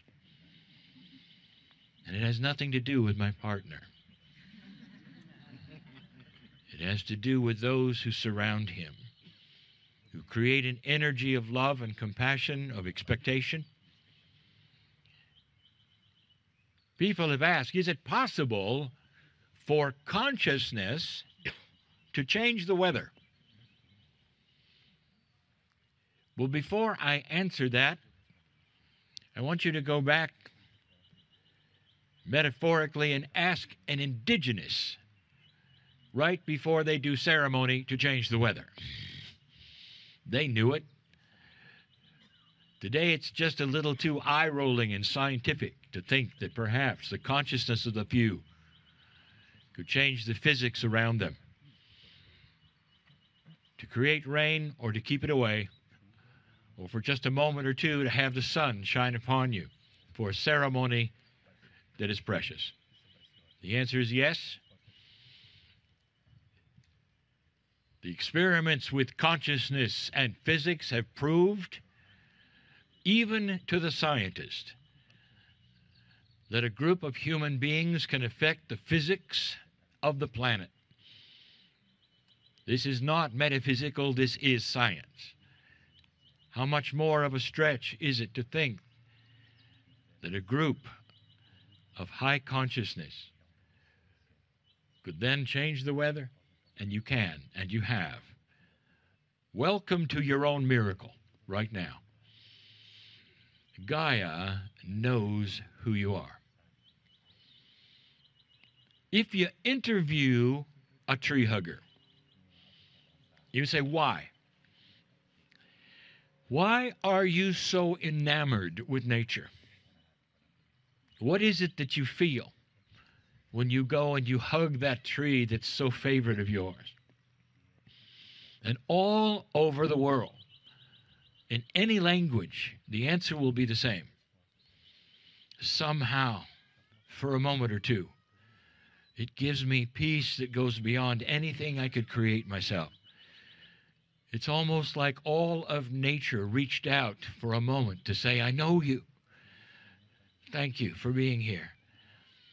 If you extend that to what you believe is possible here, they know all of you. It's almost like every single return, the earth says, welcome back. Welcome back. We've given channels before where we said to those who were born in the city, get out of the city at least for a while, put your feet in the dirt so you can feel this beautiful mother who knows who you are. This is the Garden of Eden, earth, not where you sit, earth. It is the garden that was prepared for humanity. Now, what do you suppose went into that creation, that unusualness? And is it specific to this planet? And the answer is yes. All the things placed here, the evolution that we spoke of, the science that we quote for you, all of these things start to come together in a plan, perhaps a mysterious puzzle. But the puzzle all points to one thing. It's the magnificence of the human that is being celebrated for what is potentially possible in each of you. Why do people walk into the woods? Why do you sit in the grass? Why do you want to hear the birds?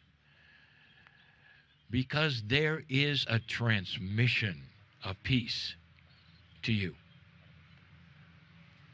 This transmission, I want you to feel now. There are those here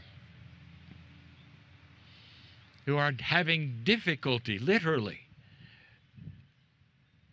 with peace in their heart, in their mind, in their lives. I know who's here. I know who's listening.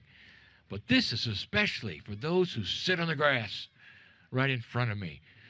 Dear ones, don't let this opportunity go by. You sit in a very special place, a powerful place. You have been told of the goddess Pele. Pele is not worshipped. Pele is a legendary helper. But what Pele does is the strength of Gaia as you see it in the fire of the mountain, and the protector, the eliminator of negativity. In so many cultures, there are helpers, perhaps called gods and goddesses, that do the same. Protectors, enhancers, those who would then take away the negativity. Humans need this kind of linearity in order to see it work.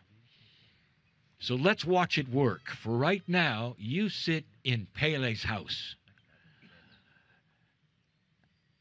And Pele knows you. Gaia knows you. This would be a good time, right now, to take away the negativity of what you might have brought from around the world, or from next door if you live here. To let it be cleansed and cleaned so that you would have peace of mind and understand who you are, perhaps for the first time. We've said this before. The hardest thing for a human being to do is to understand this for themselves. You should be able to create peace by yourself because the engine within you is so grand and comes from a source that is astonishing. You ought to be able to throw a switch and have all the negativity go away. But what gets in the way is the duality, the intellect, the doubting, and an Akash that perhaps is filled with remembrances of never being able to get ahead. So why not for a moment release these things and let the planet have them? Let the planet have them. Ask the tree hugger, does this work or not? And they say, that is why there's a beaten, trodden path to that tree. Because I go every single morning, every single night. And Gaia hugs me, and I feel so peaceful, and I can walk and work my whole day. Well, there's a lot of trees here. You sit on sacred ground. The teaching about Lemuria should tell you that. This is sacred. Matched with the fact that the teaching here says you are sacred. There is a compliance of thought, a coherence of energy between you and this planet. If you can't feel it, then you're having a nice sleep. I want you to feel this. I wouldn't tell you these things unless it was absolutely true and real. In this new energy, there are so many who are now just discovering the things that have always been. You might not know this, but worldwide, so many of the secrets of the indigenous are being revealed. It's almost like they understand fully that the precession of the equinoxes has passed. Their prophecies have been fulfilled, and it's safe. And the secrets of the indigenous are the ones that I am speaking of now. You see, they know Gaia. And the modern human being of the age does not. And these things that I have channeled before must come together. Because Gaia is your partner and the strength of the compassion that you have. Now let us hook this up so you understand a little more about why the earth is considered one soul group. And why, when you touch Gaia here or on the other side of the planet, you're touching the same soul group. And here's why.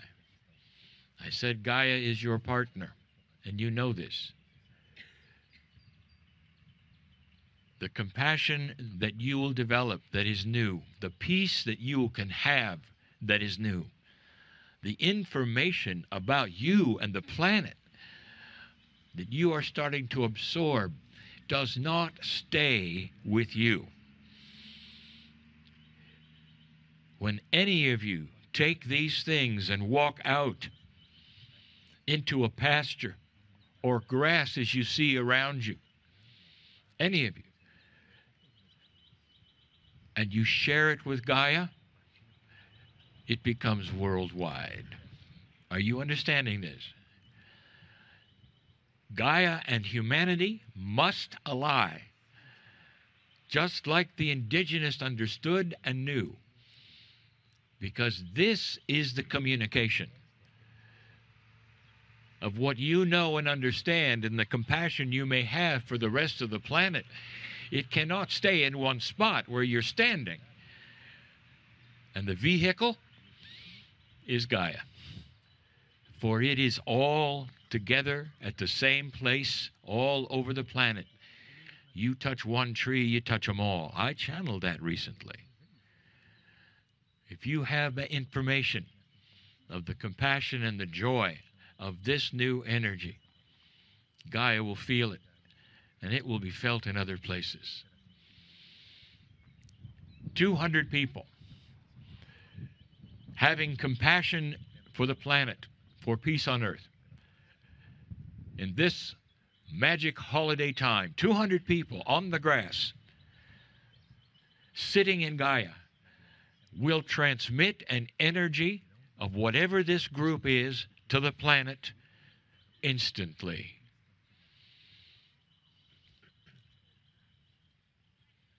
I like to tell individuals, I say, if you're going to have a prayer meeting, if you're going to have a meditation,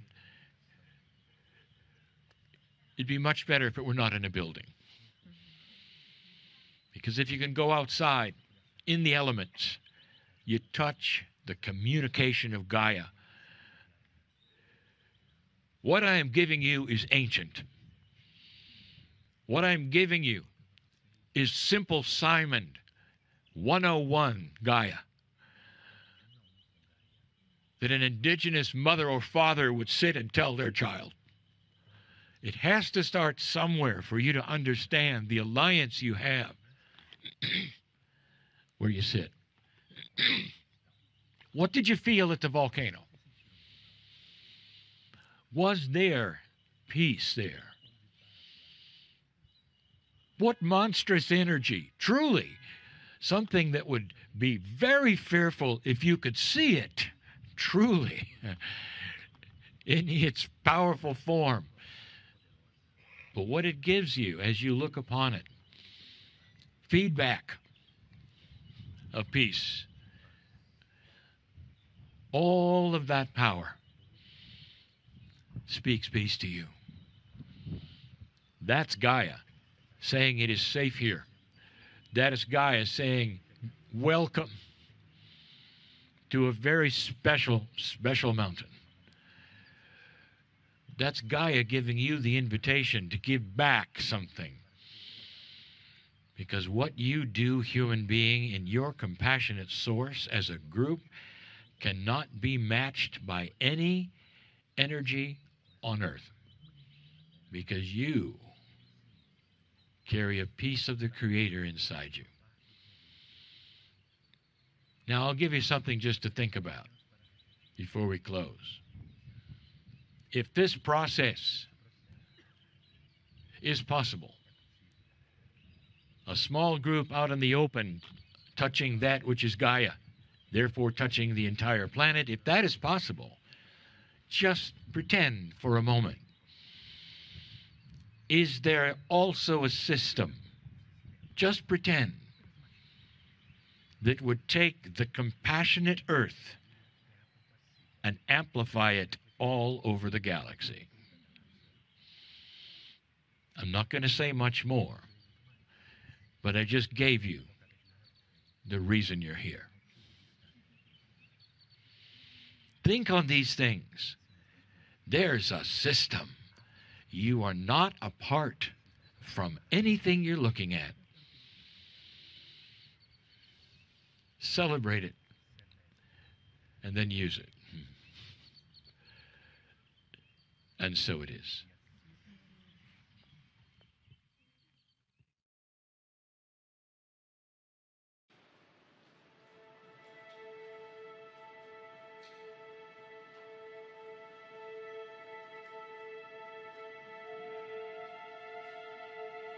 And so it is. Good day to you. We are here. Some of you know us, some of you do not. We are Aronda.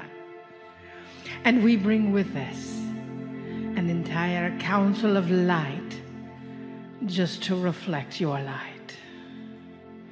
You see, dearest ones, you are the reason we came here from the 17th dimension. We have many who ask about us, many who don't understand, and our message is always allow the new energy within you to be present. We are an activator of your Akash, dearest. We work deeply in your emotional body, and we honor you for your work. Your plurk, as we like to say, because we believe everything should be play plus work, which equals plurk. You see, beings of light, your work, your plurk, if you think of it as work, it's just not quite enough. It's just not quite the energy of it. That this is the play of the dolphins, beings. This is the play of the whales. This is the play of your soul who has decided to come back here, to arrive. Our vessel Marilyn has met and sat with their guru Deva. He recognized her as the Lemurian that she is. He recognized her and brought us through with that energy. You see, dearest, you never know quite where the next moment is going to happen. You never know quite when the next activity is going to ignite within your soul. So we are playing in your heart chakras. We are acknowledging, as our dear divine clay acknowledges, the magnificence that is within you. Yet we ask you to wonder why you think of yourself as so small sometimes.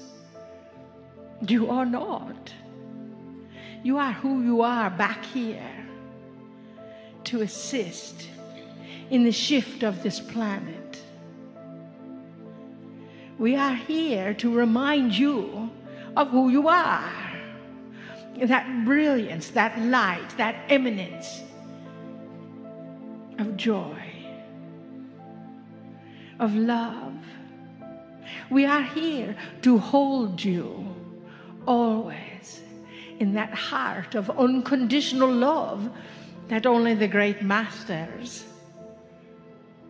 can share with you.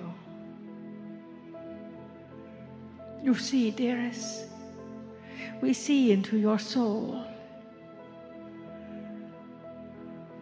And even if we just said nothing, the activation of your Akash would still be expanded. From your soul to theirs. From our soul to yours, from your soul to ours. It's a soul-to-soul connection. Huh? You see, with that energy, all is possible. With that vibration and that frequency, all is possible as the mountains rise up from the earth to come again as Lemuria rises. You see, you are a part of that earth.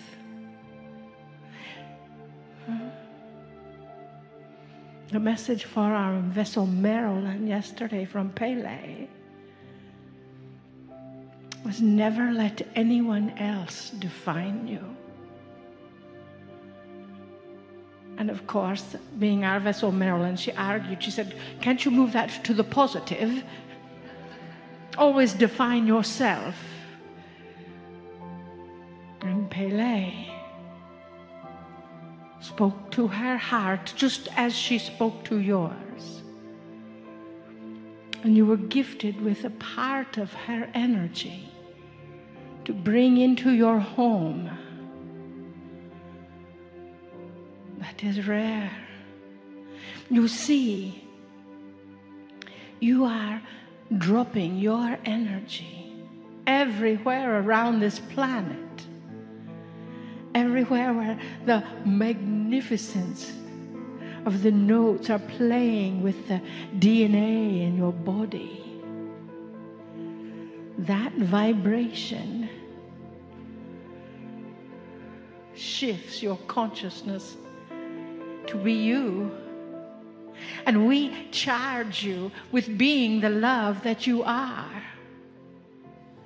We acknowledge you with living that love, to know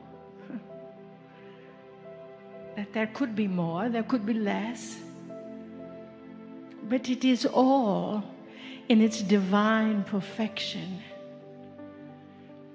You got the call to be here. The universe tapped on your shoulder, tapped on your aura to bring that activation here. And for some, it was such a huge activation that you sort of lost your balance once you arrived and had to anchor it again in the soul of your universal wisdom. With that energy, we want you to breathe into the soul of your universal Akash. It is not so important about who you were or what you did or how many blah, blah, blahs that you ever had. We don't care. The important thing is that you acknowledge that remembrance of your magnificence. That you acknowledge that remembrance of the love that is interactive within you. That you remember who you are and then be who you are now. As we work with as we plurk with our selenite swords of light to activate all that is within you, you set the intention to remove whatever you would like to integrate so it is no longer in charge, and activate all that is within you that is destined to be activated for your next step, for your next connection, for your next interaction, for your next sweetheart, for your next partner, for your next love, for yourself. That is who you are. That is what we are here to do, to say, to be, to have, and to hold in your emotional body. Because we believe that is where the change happens first, just as in the center of the earth. That change bubbles forth from the core. And we are going to be bubbling up just for you. So we honor that. We hold that energy. And we bring our selenite swords of light, although airport security calls them wands, to activate you. and your Akash, and whatever is in your highest good to be activated.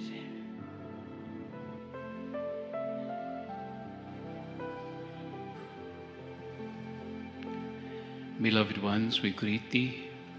'Tis Alcazar. Listen to these sounds.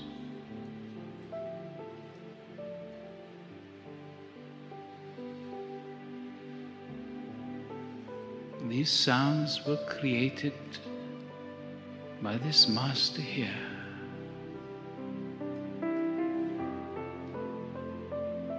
For the Stargate.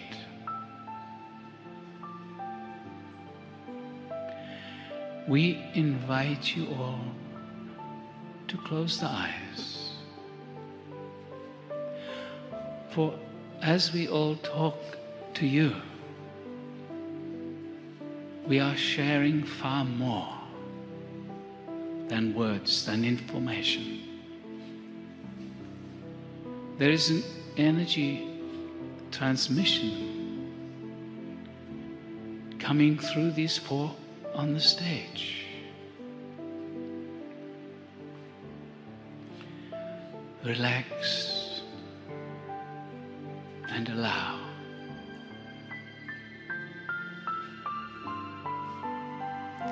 You are all totally unique, and each one of you will be touched in your own unique way by these energies and by these words. You have been drawn here to this gathering for different reasons. Many remember or feel that you have been here in ancient times,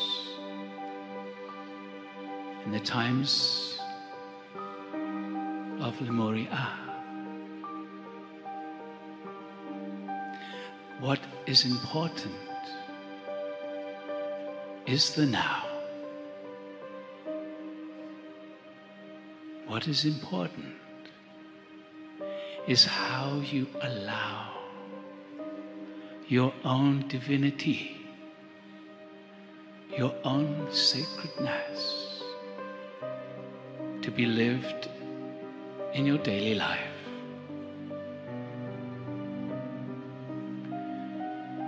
You have heard how the Pleiadians prepared this beautiful earth for you.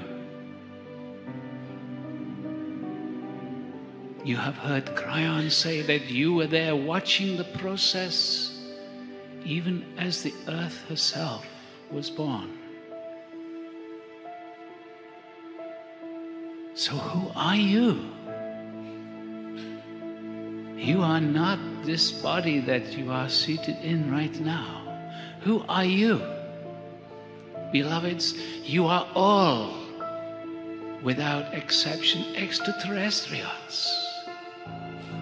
You have lived elsewhere before you came to this earth. This is a beautiful experiment of the evolution of this very universe. We have said many times, humanity is on the leading edge of creation. Hard for the mind to accept at first if you look at your world right now. But if you look at those who are gathered here with you and those like yourselves in the hundreds of thousands around the world who are opening to the vastness of your potential, you can begin to feel transformation is already happening. within self and within humanity. You have heard from Kryon that the darkness is struggling to survive, but will not. And this is something we all are beginning to recognize. It is about living your truth in the moment, being your true self as you move around in your daily life.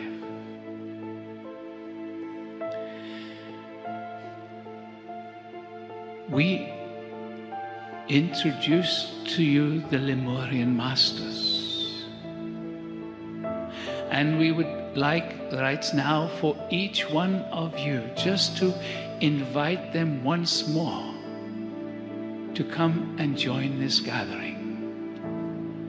So please, just asking inside for the presence of the Lemurian Masters. And just allow for the possibility that simply by your asking, they respond. When they joined you 2 days ago, they sent a transmission to each one of you, a unique transmission just for you. They are now going to bring another energetic into this room. Some of you may feel it in a few moments. It is going to start right now. And as before, almost imperceptible in the beginning. This transmission is to bring you support, courage to live that which you know, to allow that inner knowing to come forth in the appropriate moments, the courage to live your truth in a respectful, honoring way of all those around you, whenever and wherever you are.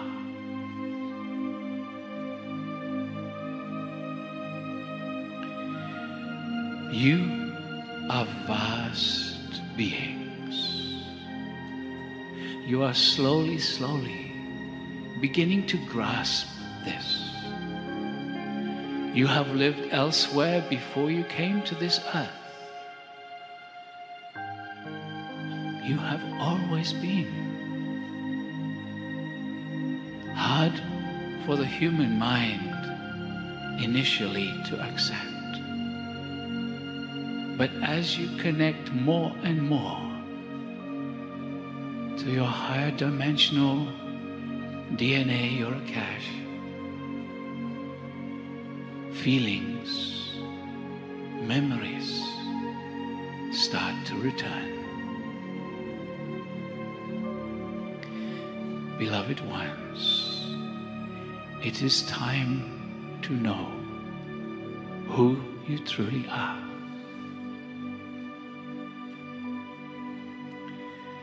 Humanity, when you arrived here, came into frequencies of beauty and joy, and through the generations moved into the darkness of conflict, negativity, hard to understand, but it was meant to be. And now after this turmoil, after these trials, you are reawakening. You here gathered and those hearing these words through recordings are on the leading edge of awakening. Know this. So many have lived very difficult lives. Why? Because, beloveds, when you came into this lifetime, you agreed to have a struggle, to be repressed in different ways, to experience difficulties, because you knew as an advanced soul you could live through these struggles, these difficulties, these abuses. And then, as your awareness and understanding grew, you could let them go. Their influence would dissolve, disappear from your life. And as you became free of those things in the past, you would be creating more light, more love, more understanding for yourself. And then, simply by your connection to the morphic field of humanity, you would be radiating this understanding, transforming one dark line through your lineage, dissolving it into light and understanding, helping others,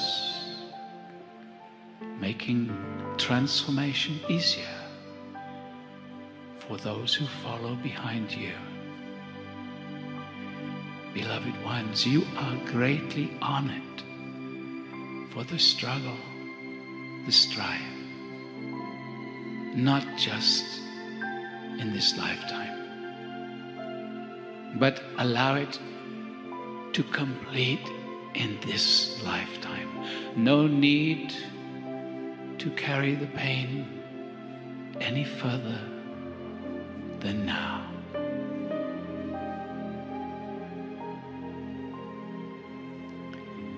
As you know, there are many, many here in this gathering unseen who love you greatly.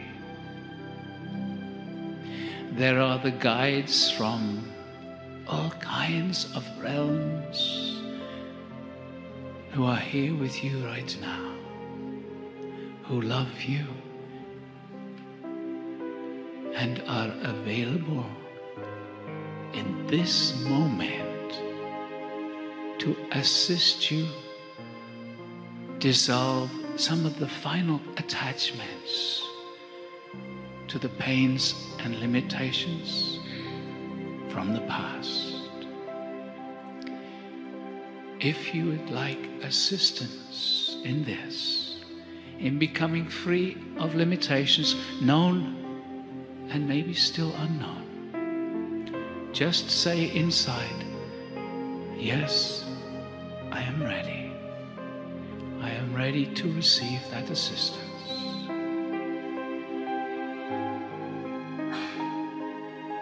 And relax. And feel a gentle, loving energy coming to you. Don't expect a tidal wave. Just feel a subtle energy coming to you. Understand, as you raise your consciousness, as you become more aware, there's no need for strong energies. Subtle energies are incredibly powerful, transformational. So relax and tune in to the very subtle energy that is coming to you now.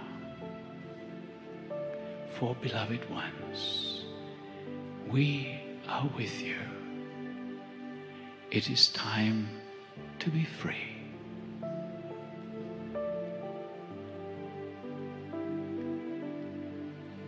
We will be silent just for a few moments.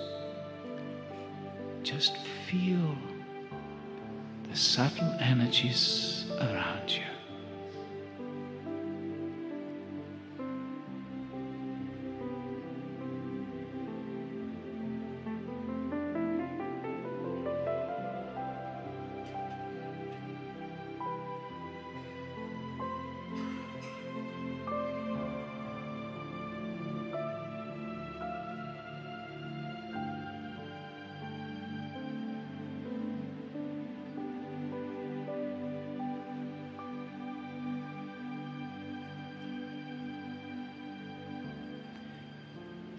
You have come from around the universe to this place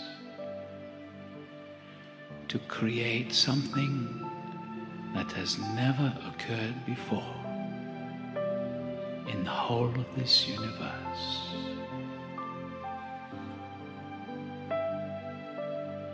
It is time to remember why you came. In great love and honoring, we bless thee.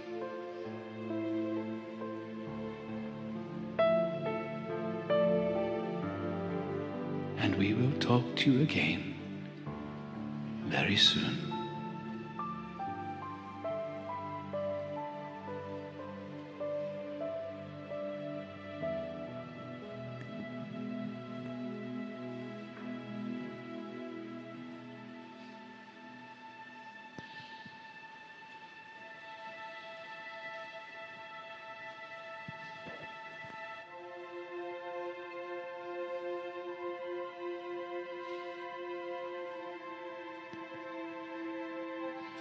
Greetings, dear ones. I'm Kryon of Magnetic Service.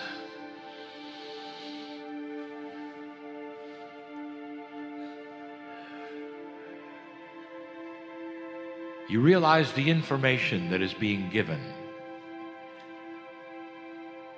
by all of these who are touching the other side of the veil. The information is starting to be personal. 2 days ago, I gave you history. We presented a channel that literally needed the Akash from the humans that were sitting next to me, pulling upon them as well as the information from the past. If the channel sounded a bit different, it was, for it was channeled from 3 places. From the Akash of those around me, and that which I have for you from the past. This is not the way of new channeling. This is the way of intuition.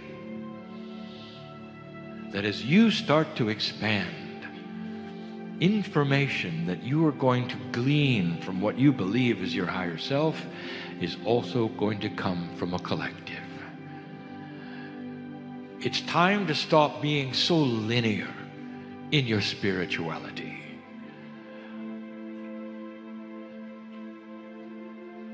My partner mentioned the culture of oneness. And from birth they learn that they are not singular, that they are connected. And all of their lives, the connection is with one another, with Gaia, with God. Oneness is a description not of selflessness, but of self-fulfillment. When you realize that you're not alone, and you never were alone, and you never will be alone. Dear ones, I want to talk just a little more about the Star Mothers. Just a little more. And then I want to pull it to something personal for you. Lemurian children all knew who the Star Mothers were. It wasn't hard to tell.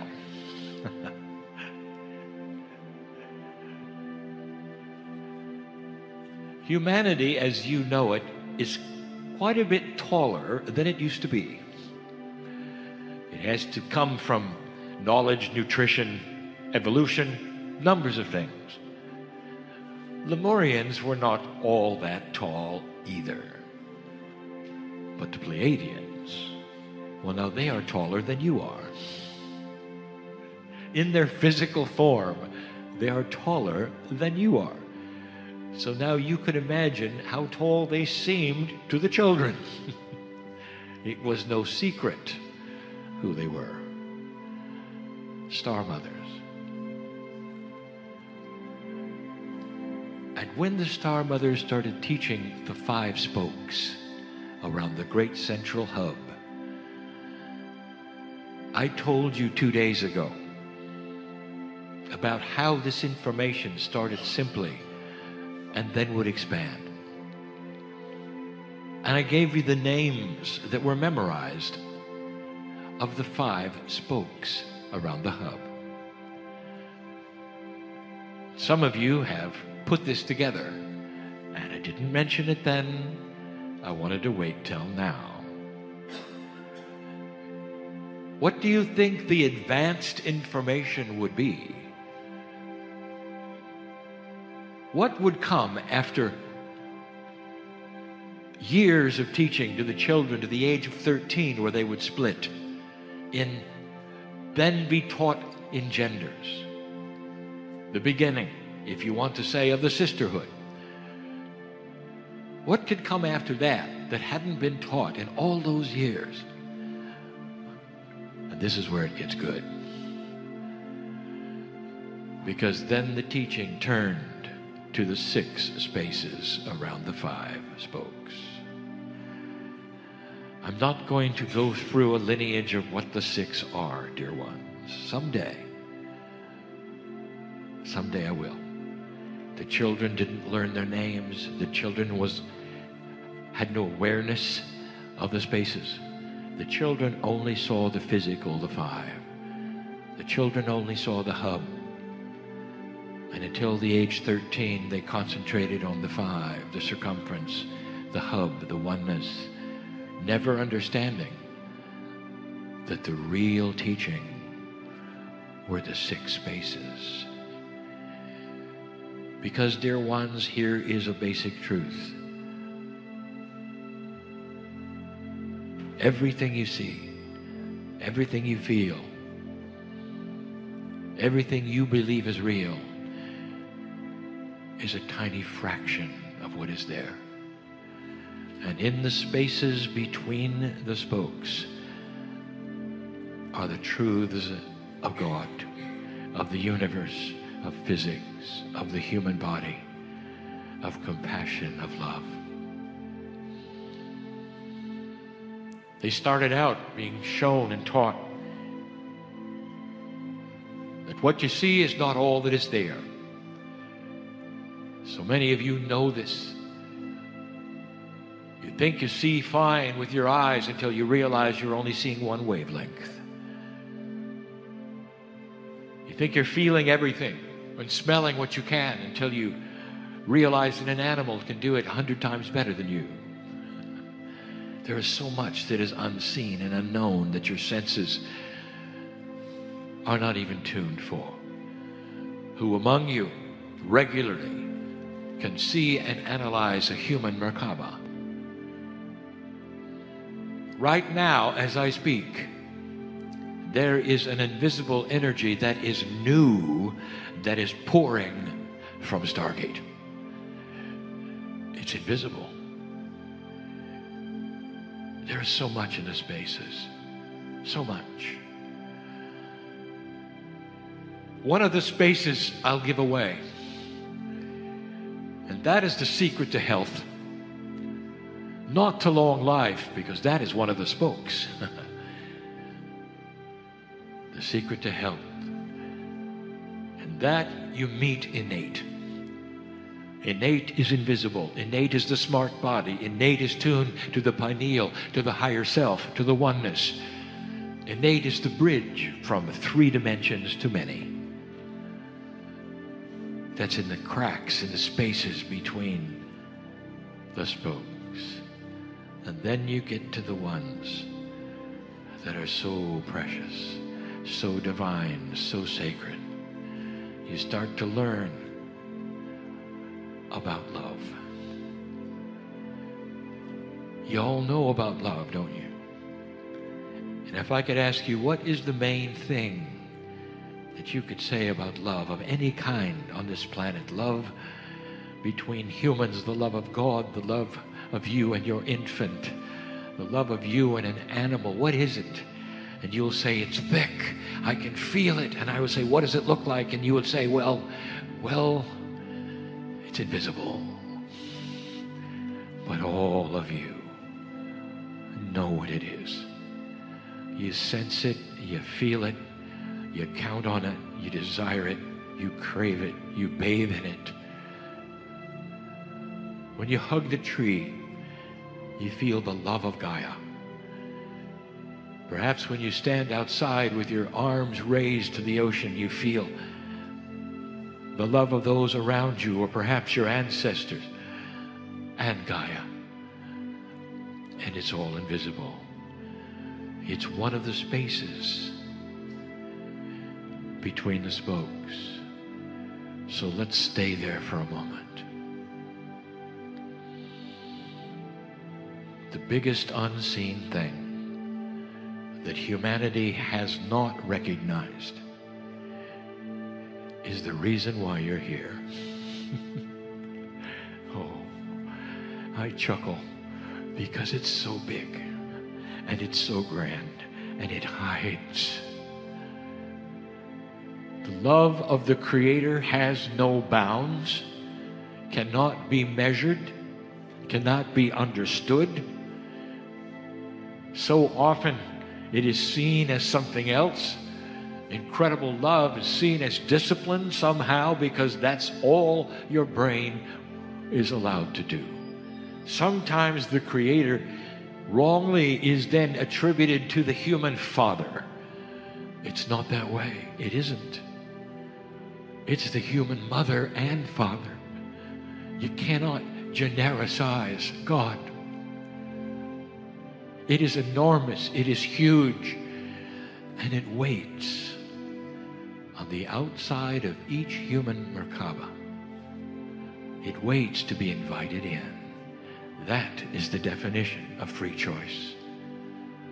If you could define the shift on this planet differently and leave out the history, the prophecies, all of the stars, what would you call it? Let me give you another definition. It's the enhancement of free choice of the human being to finally open the door to the love of God. Now, as you sit there, not the ones listening to my voice necessarily, but the ones who are on the mountaintop of Hawaii, as you sit and know of the history here and all the things around you, are you aware of a new opening? Perhaps of new energies that you really didn't know of before. Those teachers in the audience, listen. One of the hardest things for a teacher to do is to give a reading for themselves. It's almost impossible. So let me give you one. Get out of your box. You think you know what's here and you don't. Repaint it. Give it another color. Expand it. Let it go.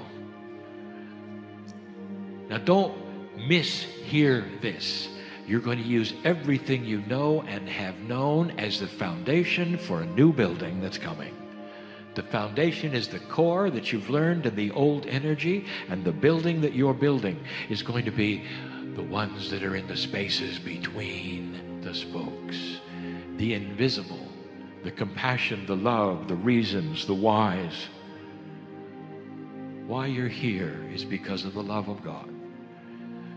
This is the greatest love story ever told. That the Creator would put God in you and let you find it. Free choice is needed. We've told you this before. The Creator of all things, the highest of the high, is biased in love, not in logic. Therefore, sometimes it needs human beings and the intellect and free choice to steer a ship of linearity for the galaxy that couldn't necessarily be steered with a biased God of love. Think about that one. This is difficult, advanced information of why you may be here. The planet has awakened. There are so many new energies, not just enhanced one, not just more light, but new light and new energies yet to be named that are here, that are waiting, that are coming, that used to be taught right here. Now, as you sit here, all of you, can you go into a new energy that has no name? One that would not only heal the things that you came with that are inappropriate for your magnificence, but also give you the peace that you have been asking for a lifetime. This is the place where it starts. The seeds are planted here for humanity. They are planted here today for you. What seed could be planted where you would leave these mountaintops differently than you came? Seeds of newness that will start to grow, that you will feel, not only with more energy and more health, but feeling better about yourselves. Instead of what you carry now. Some of you literally exist from day to day. Let me tell you, I know who's here. Do you? I know you. It's time for you to know God better in new ways. Expand what you were taught by anyone to now include what you don't know. Here's the test of a mature light worker. Celebrate what you don't know. And you can do it. Dear God, I feel something is here. Something is coming. I have no idea what it is. Thank you. Dear God, I am comfortable that I'll be shown when it's time. Thank you for your timing.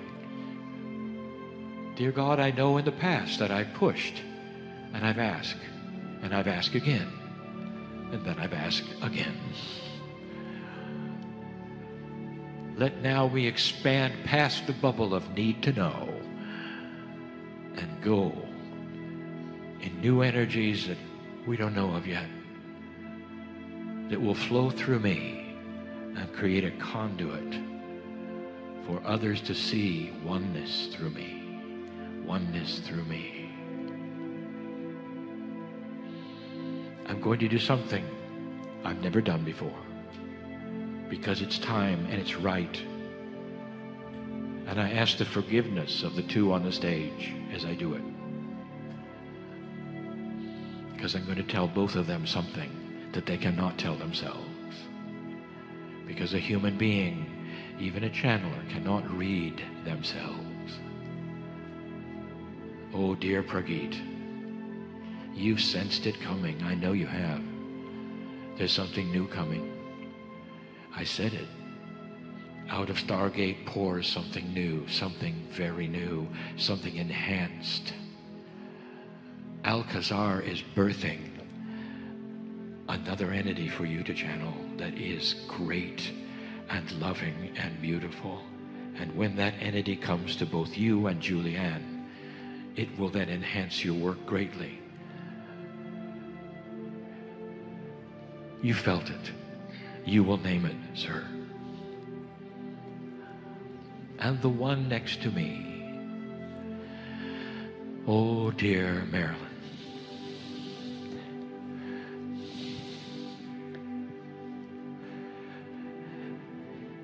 There's a woman sitting on your lap, dear, who wants to get through to you.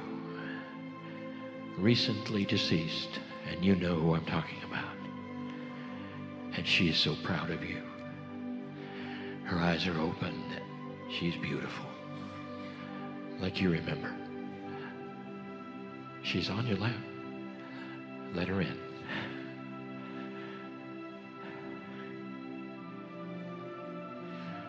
And so it is.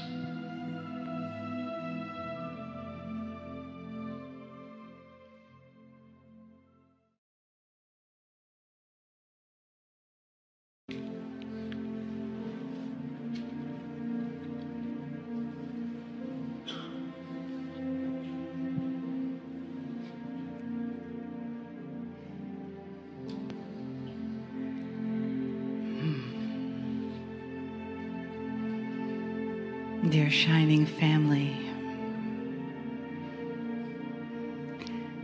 as we close this gathering with the presence of the Star Mothers, the divine source of love,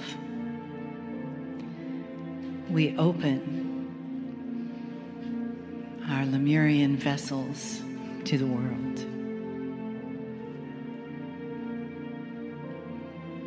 I ask you to take a soft, deep breath and relax your body. Close your eyes.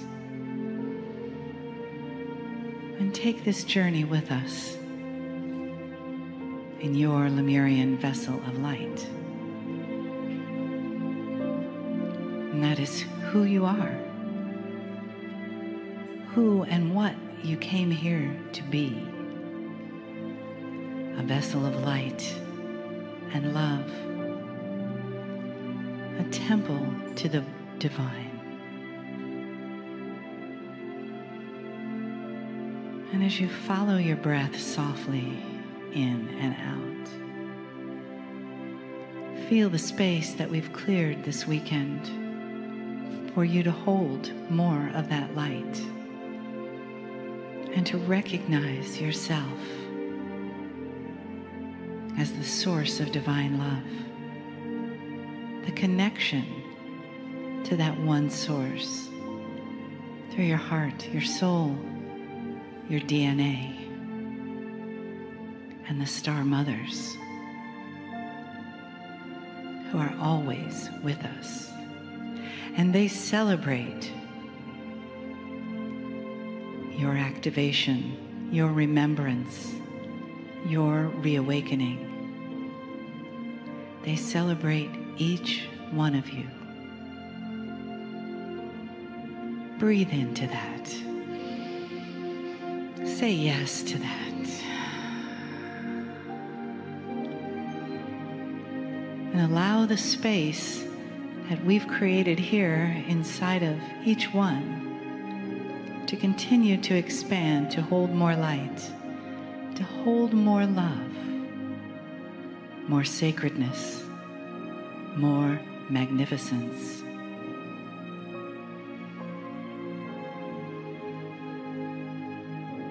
Feel yourself as that beautiful temple. Your physical body is your vehicle for your beautiful, radiant soul. As you move through this dimension and the multi-dimensions, connecting with the souls in this room in other forms, in other lives, in other fields of play. letting yourself feel the family of light.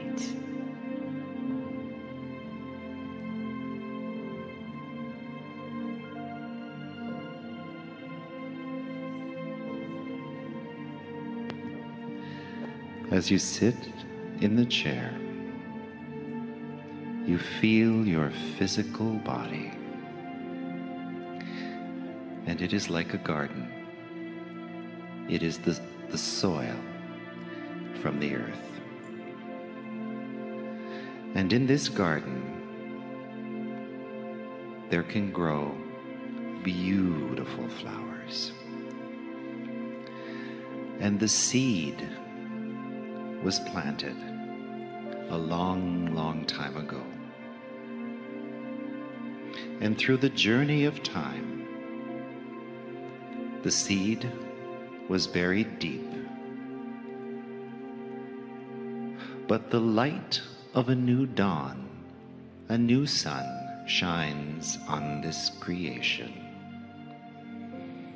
And through the quantum tendrils of energy, you feel this energy channeled into your being like the rays and the light of the great central sun. And the seed in your heart blossoms and opens wide. And the fragrance of your soul begins to emerge, and it fills the space around you.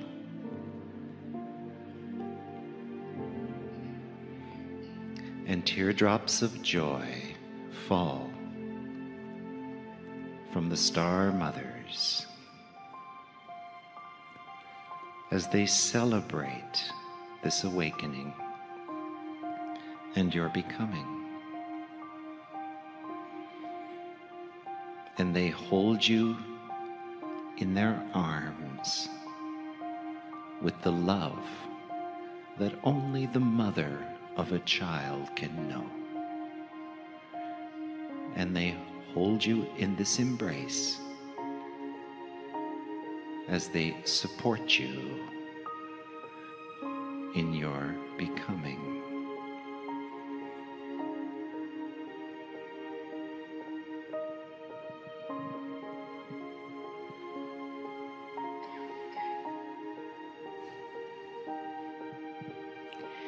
And part of your becoming is the interweaving of the divine masculine and the divine feminine, as we do here right now,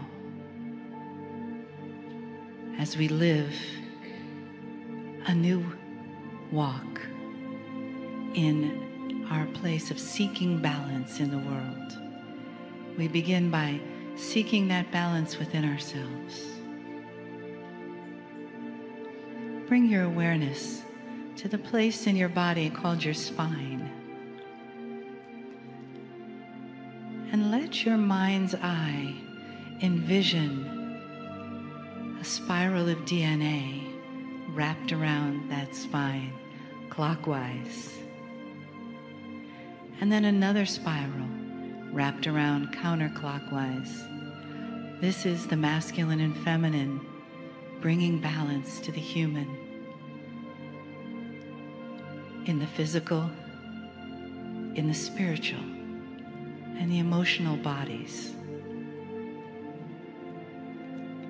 Let the star mothers help you find this, help you keep it, this balance, as you take the steps forward in your life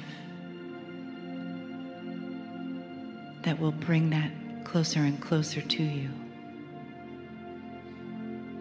As you begin to acknowledge that there is a balance inside.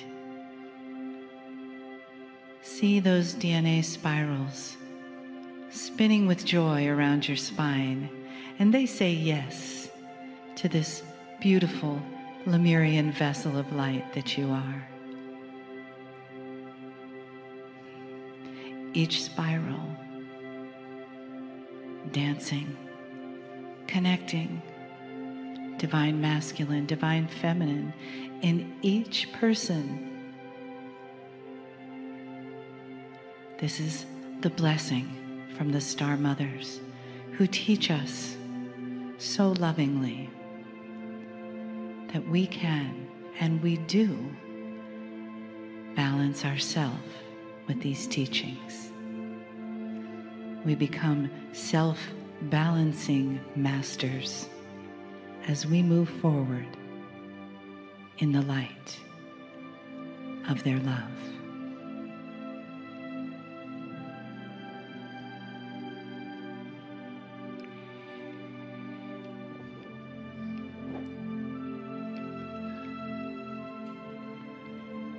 And the seed grows strong,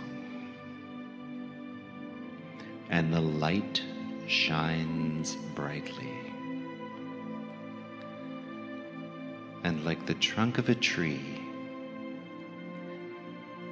branching off its arms and growing tender little leaves with blossoms, you know you contain everything. The tenderness of the child, the love of a mother's embrace, the strength of the Father, the Son of creation, the earth below you, the wind around you, the water inside you, and the fire to ignite your heart and love. You are becoming the vessel of Lemuria, the seeded gift from the mothers, from the stars.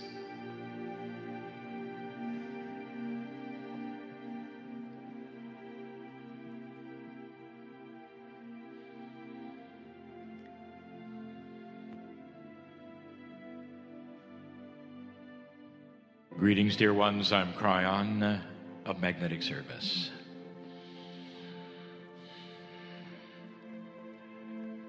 I speak to the listener for the next few words. If you've discovered this message on what you call social media, this is channel number 6 of a series of 6.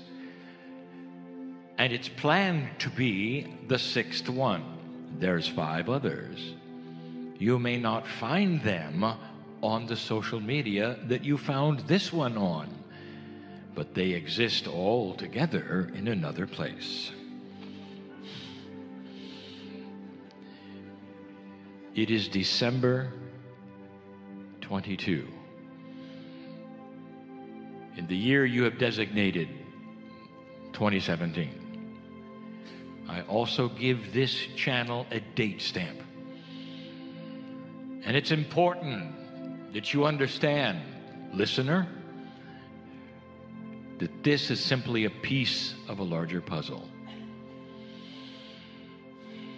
I want to continue with you just for a moment. The teaching from the Pleiadian Mother, the Star Mother.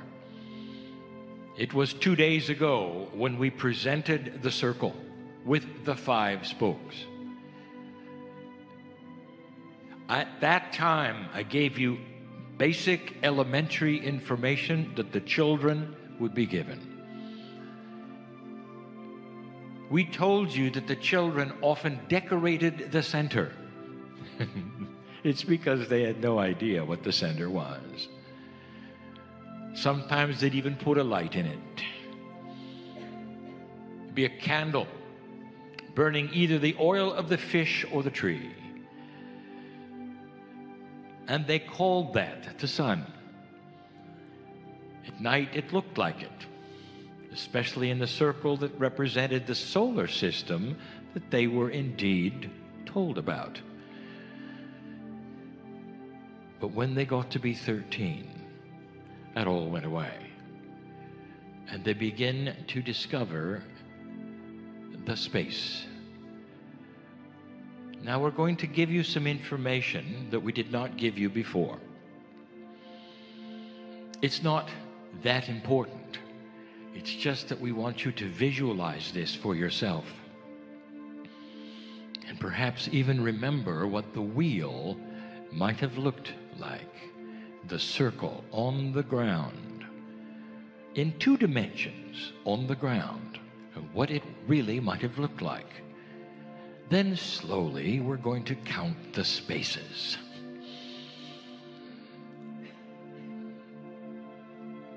The wheel part, the circle part, was thick, fat. It represented 1/3 of the distance from the outer to the fulcrum or the middle, 1/3. The spokes, 5 of them, represented 1/3 to the middle. And the hub was the remaining 1/3. Now, if you draw this, you will see that the hub really was quite large. So anything that would have been put in the middle of it would have been quite small compared to the space in the hub. Now, for those of you who took the time to draw a circle and put 5 spokes on it, the last channel I gave may have seemed puzzling. You see, there's only 5 spaces between the spokes. Let's talk about the 6th space. Not before we remind you of the sacred geometry that those of you who understand this will see. You're used to geometry being in straight lines. The 5 spaces, if you color them in, represent a very, very strange kind of triangle. You see, the bottom of the triangle is curved.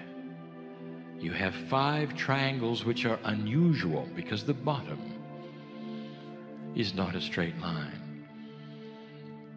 The definition of any curve is infinite numbers of straight lines.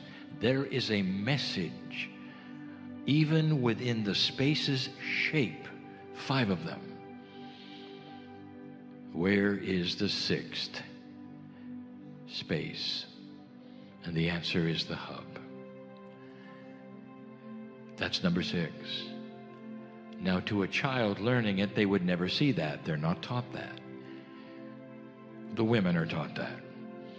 When the gender teaching has split, the girls begin to study the spaces and they begin to be identified.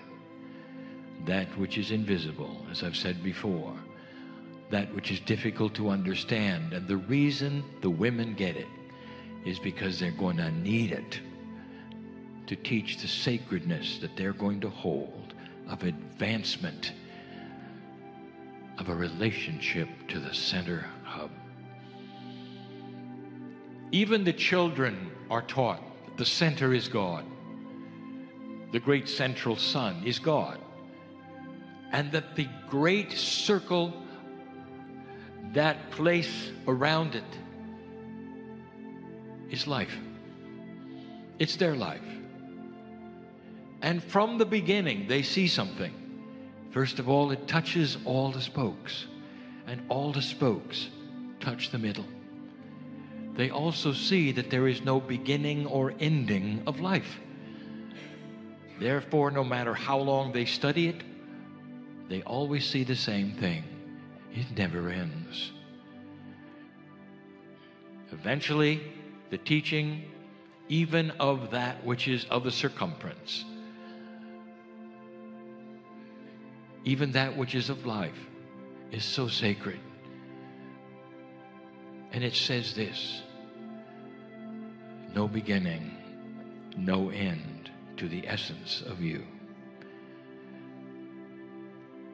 I want to talk about, yet again, the 6th space, the hub.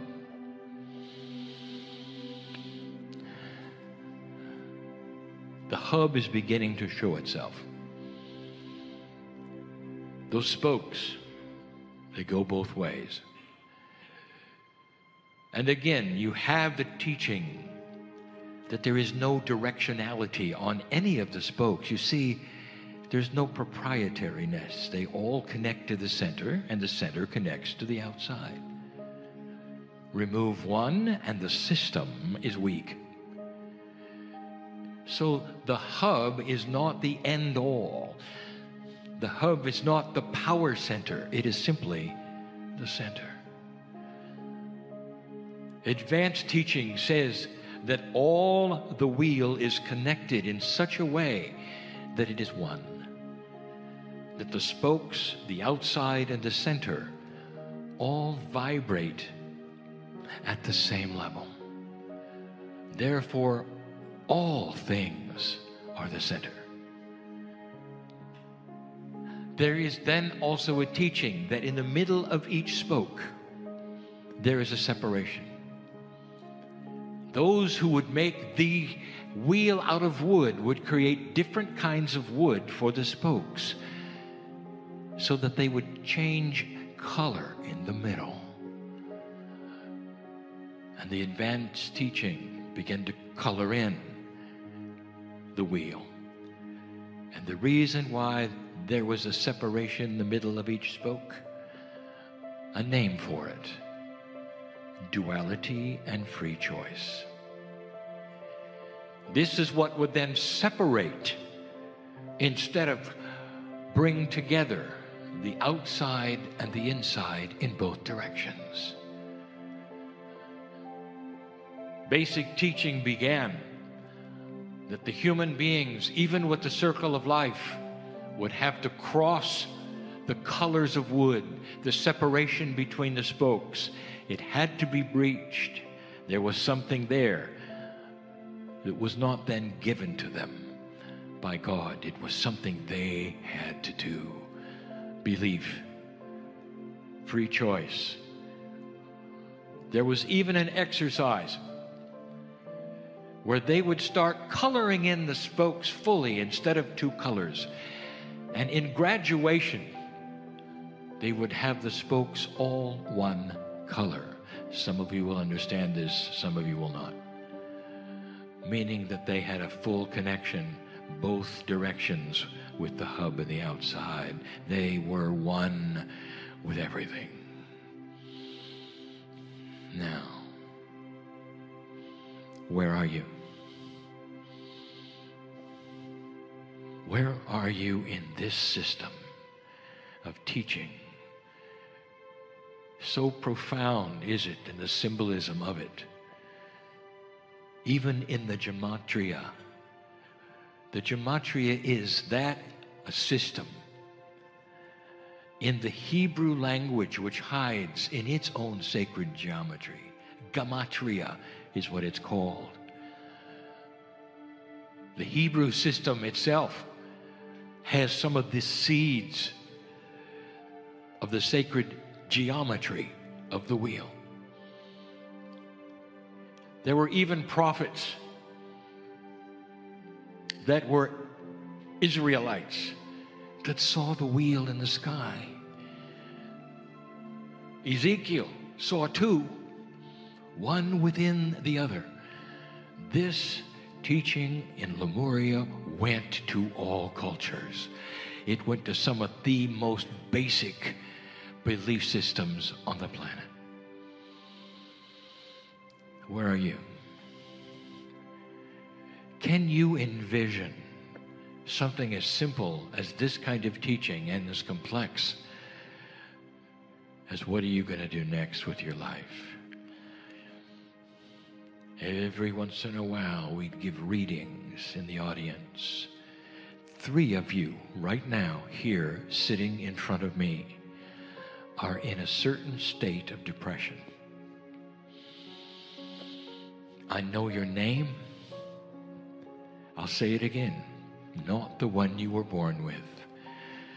Dear one, I know you. And I want to tell you something. You're waiting for something to clear,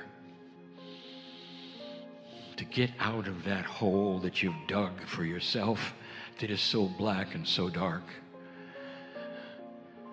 And I want to give you something. I want to give you some information right now.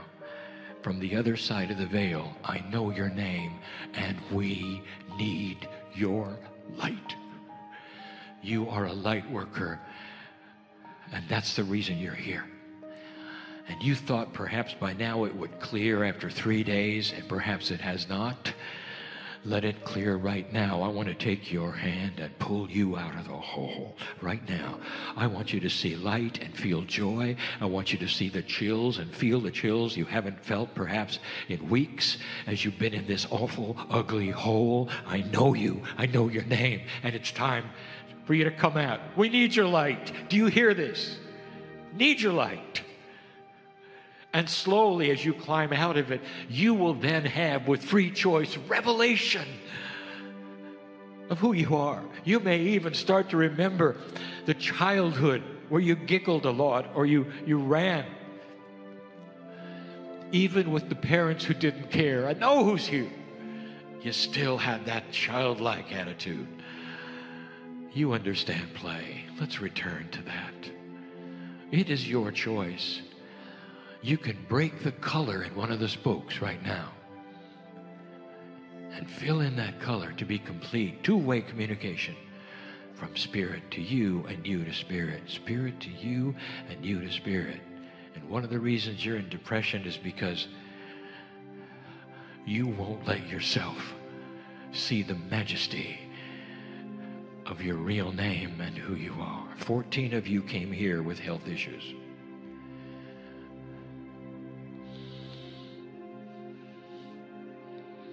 There is a beautiful thing in physics that winds itself around your DNA. Something that has been taught this very day. That what the star mothers gave you in birthing and seed planting wasn't an odd number of chromosomes. You have 24. And number 24 pair is one of the spaces because it's invisible. It is quantum. Proved that DNA in science, when present, can change the spin of an electron in a quantum field. And only another quantum element can do that. That's DNA. It is multidimensional. It is hooked to the source. It is ready to go. It doesn't have to be activated. Only your belief has to be activated. Color in the spokes. That's what you're waiting for. I don't want to step on any process that says activating DNA. But that actually is a misnomer. It is activated. It is ready. It lays there, literally, ready for you to clue into it, attune to it, reframe your ideas about it, and become what it is and what it always has been. 14 of you. Did you know that everything you may be experiencing right now that you are concerned about, that you think may be shortening your life or you're worried about what it is, all of the things, and all 14 of you can be reframed and cured and restored with the consciousness of compassion and oneness in your minds.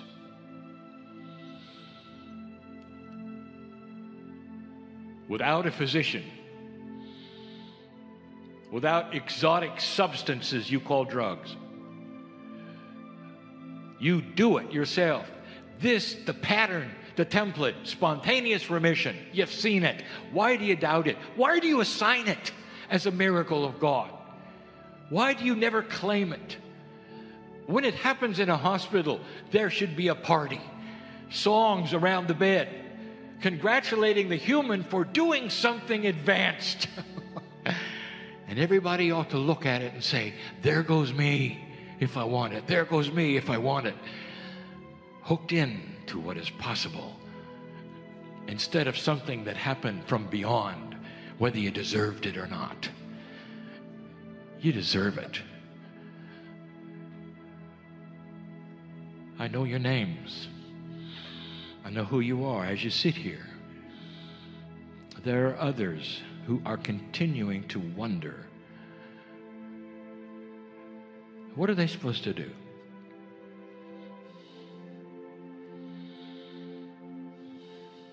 My partner had an inkling based upon a question that was asked him during the break.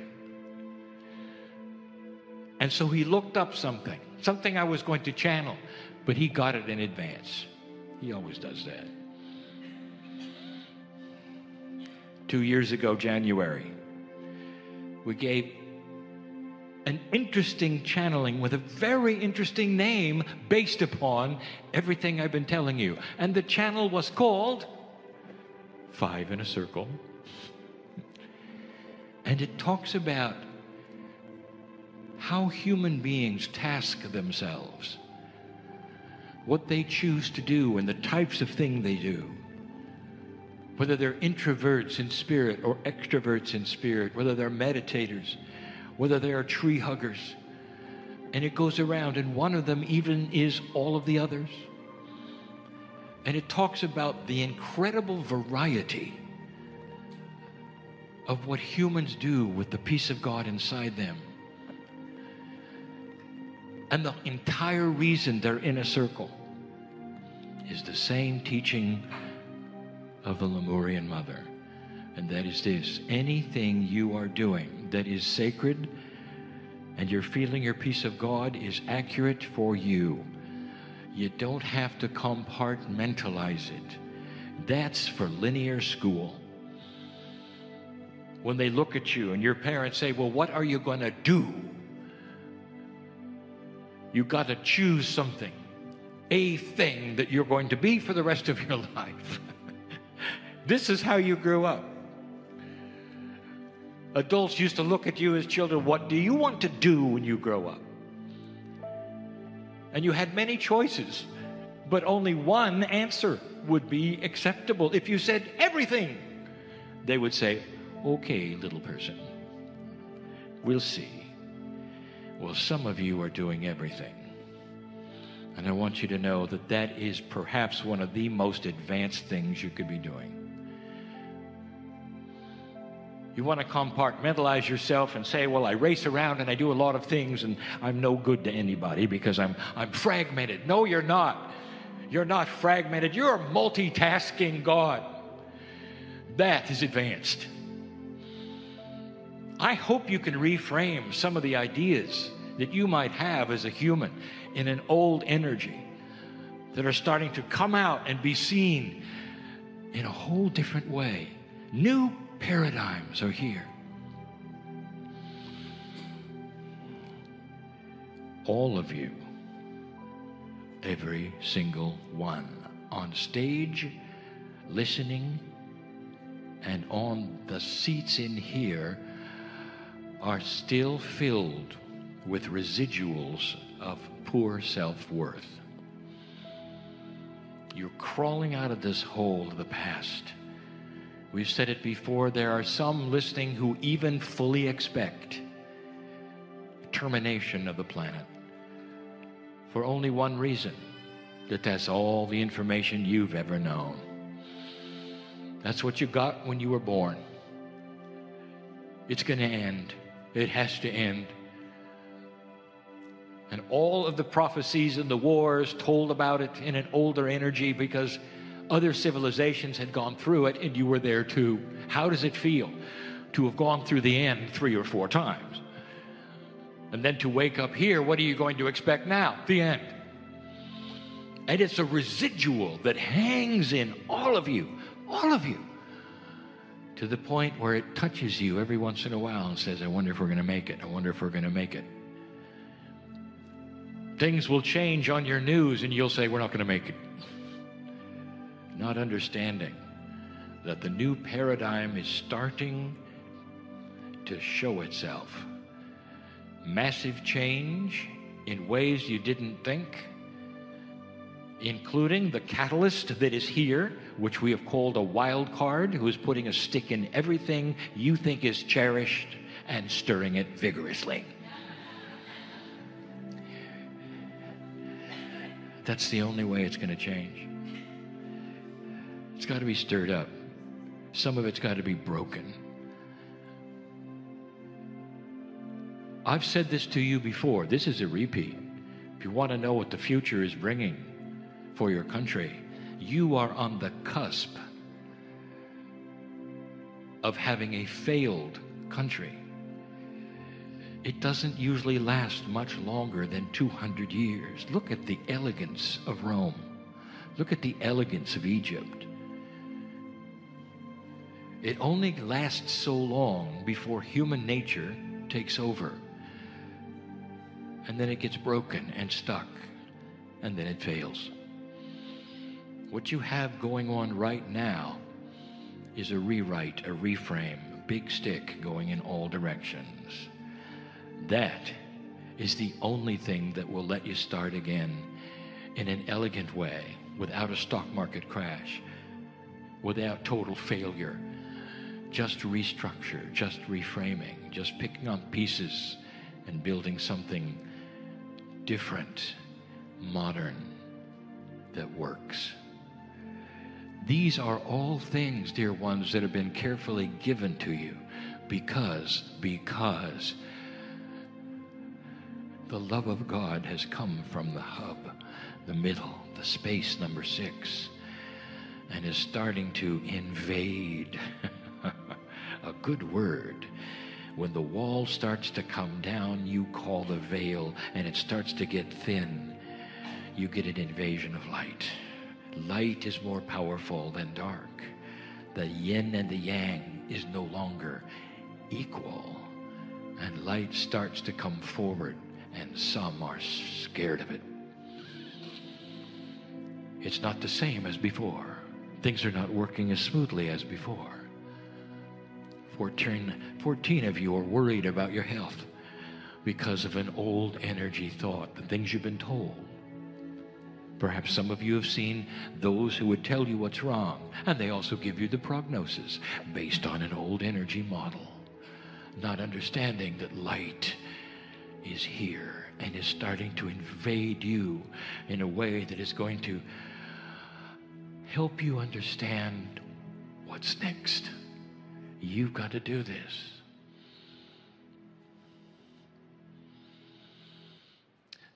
Self-worth, the last thing.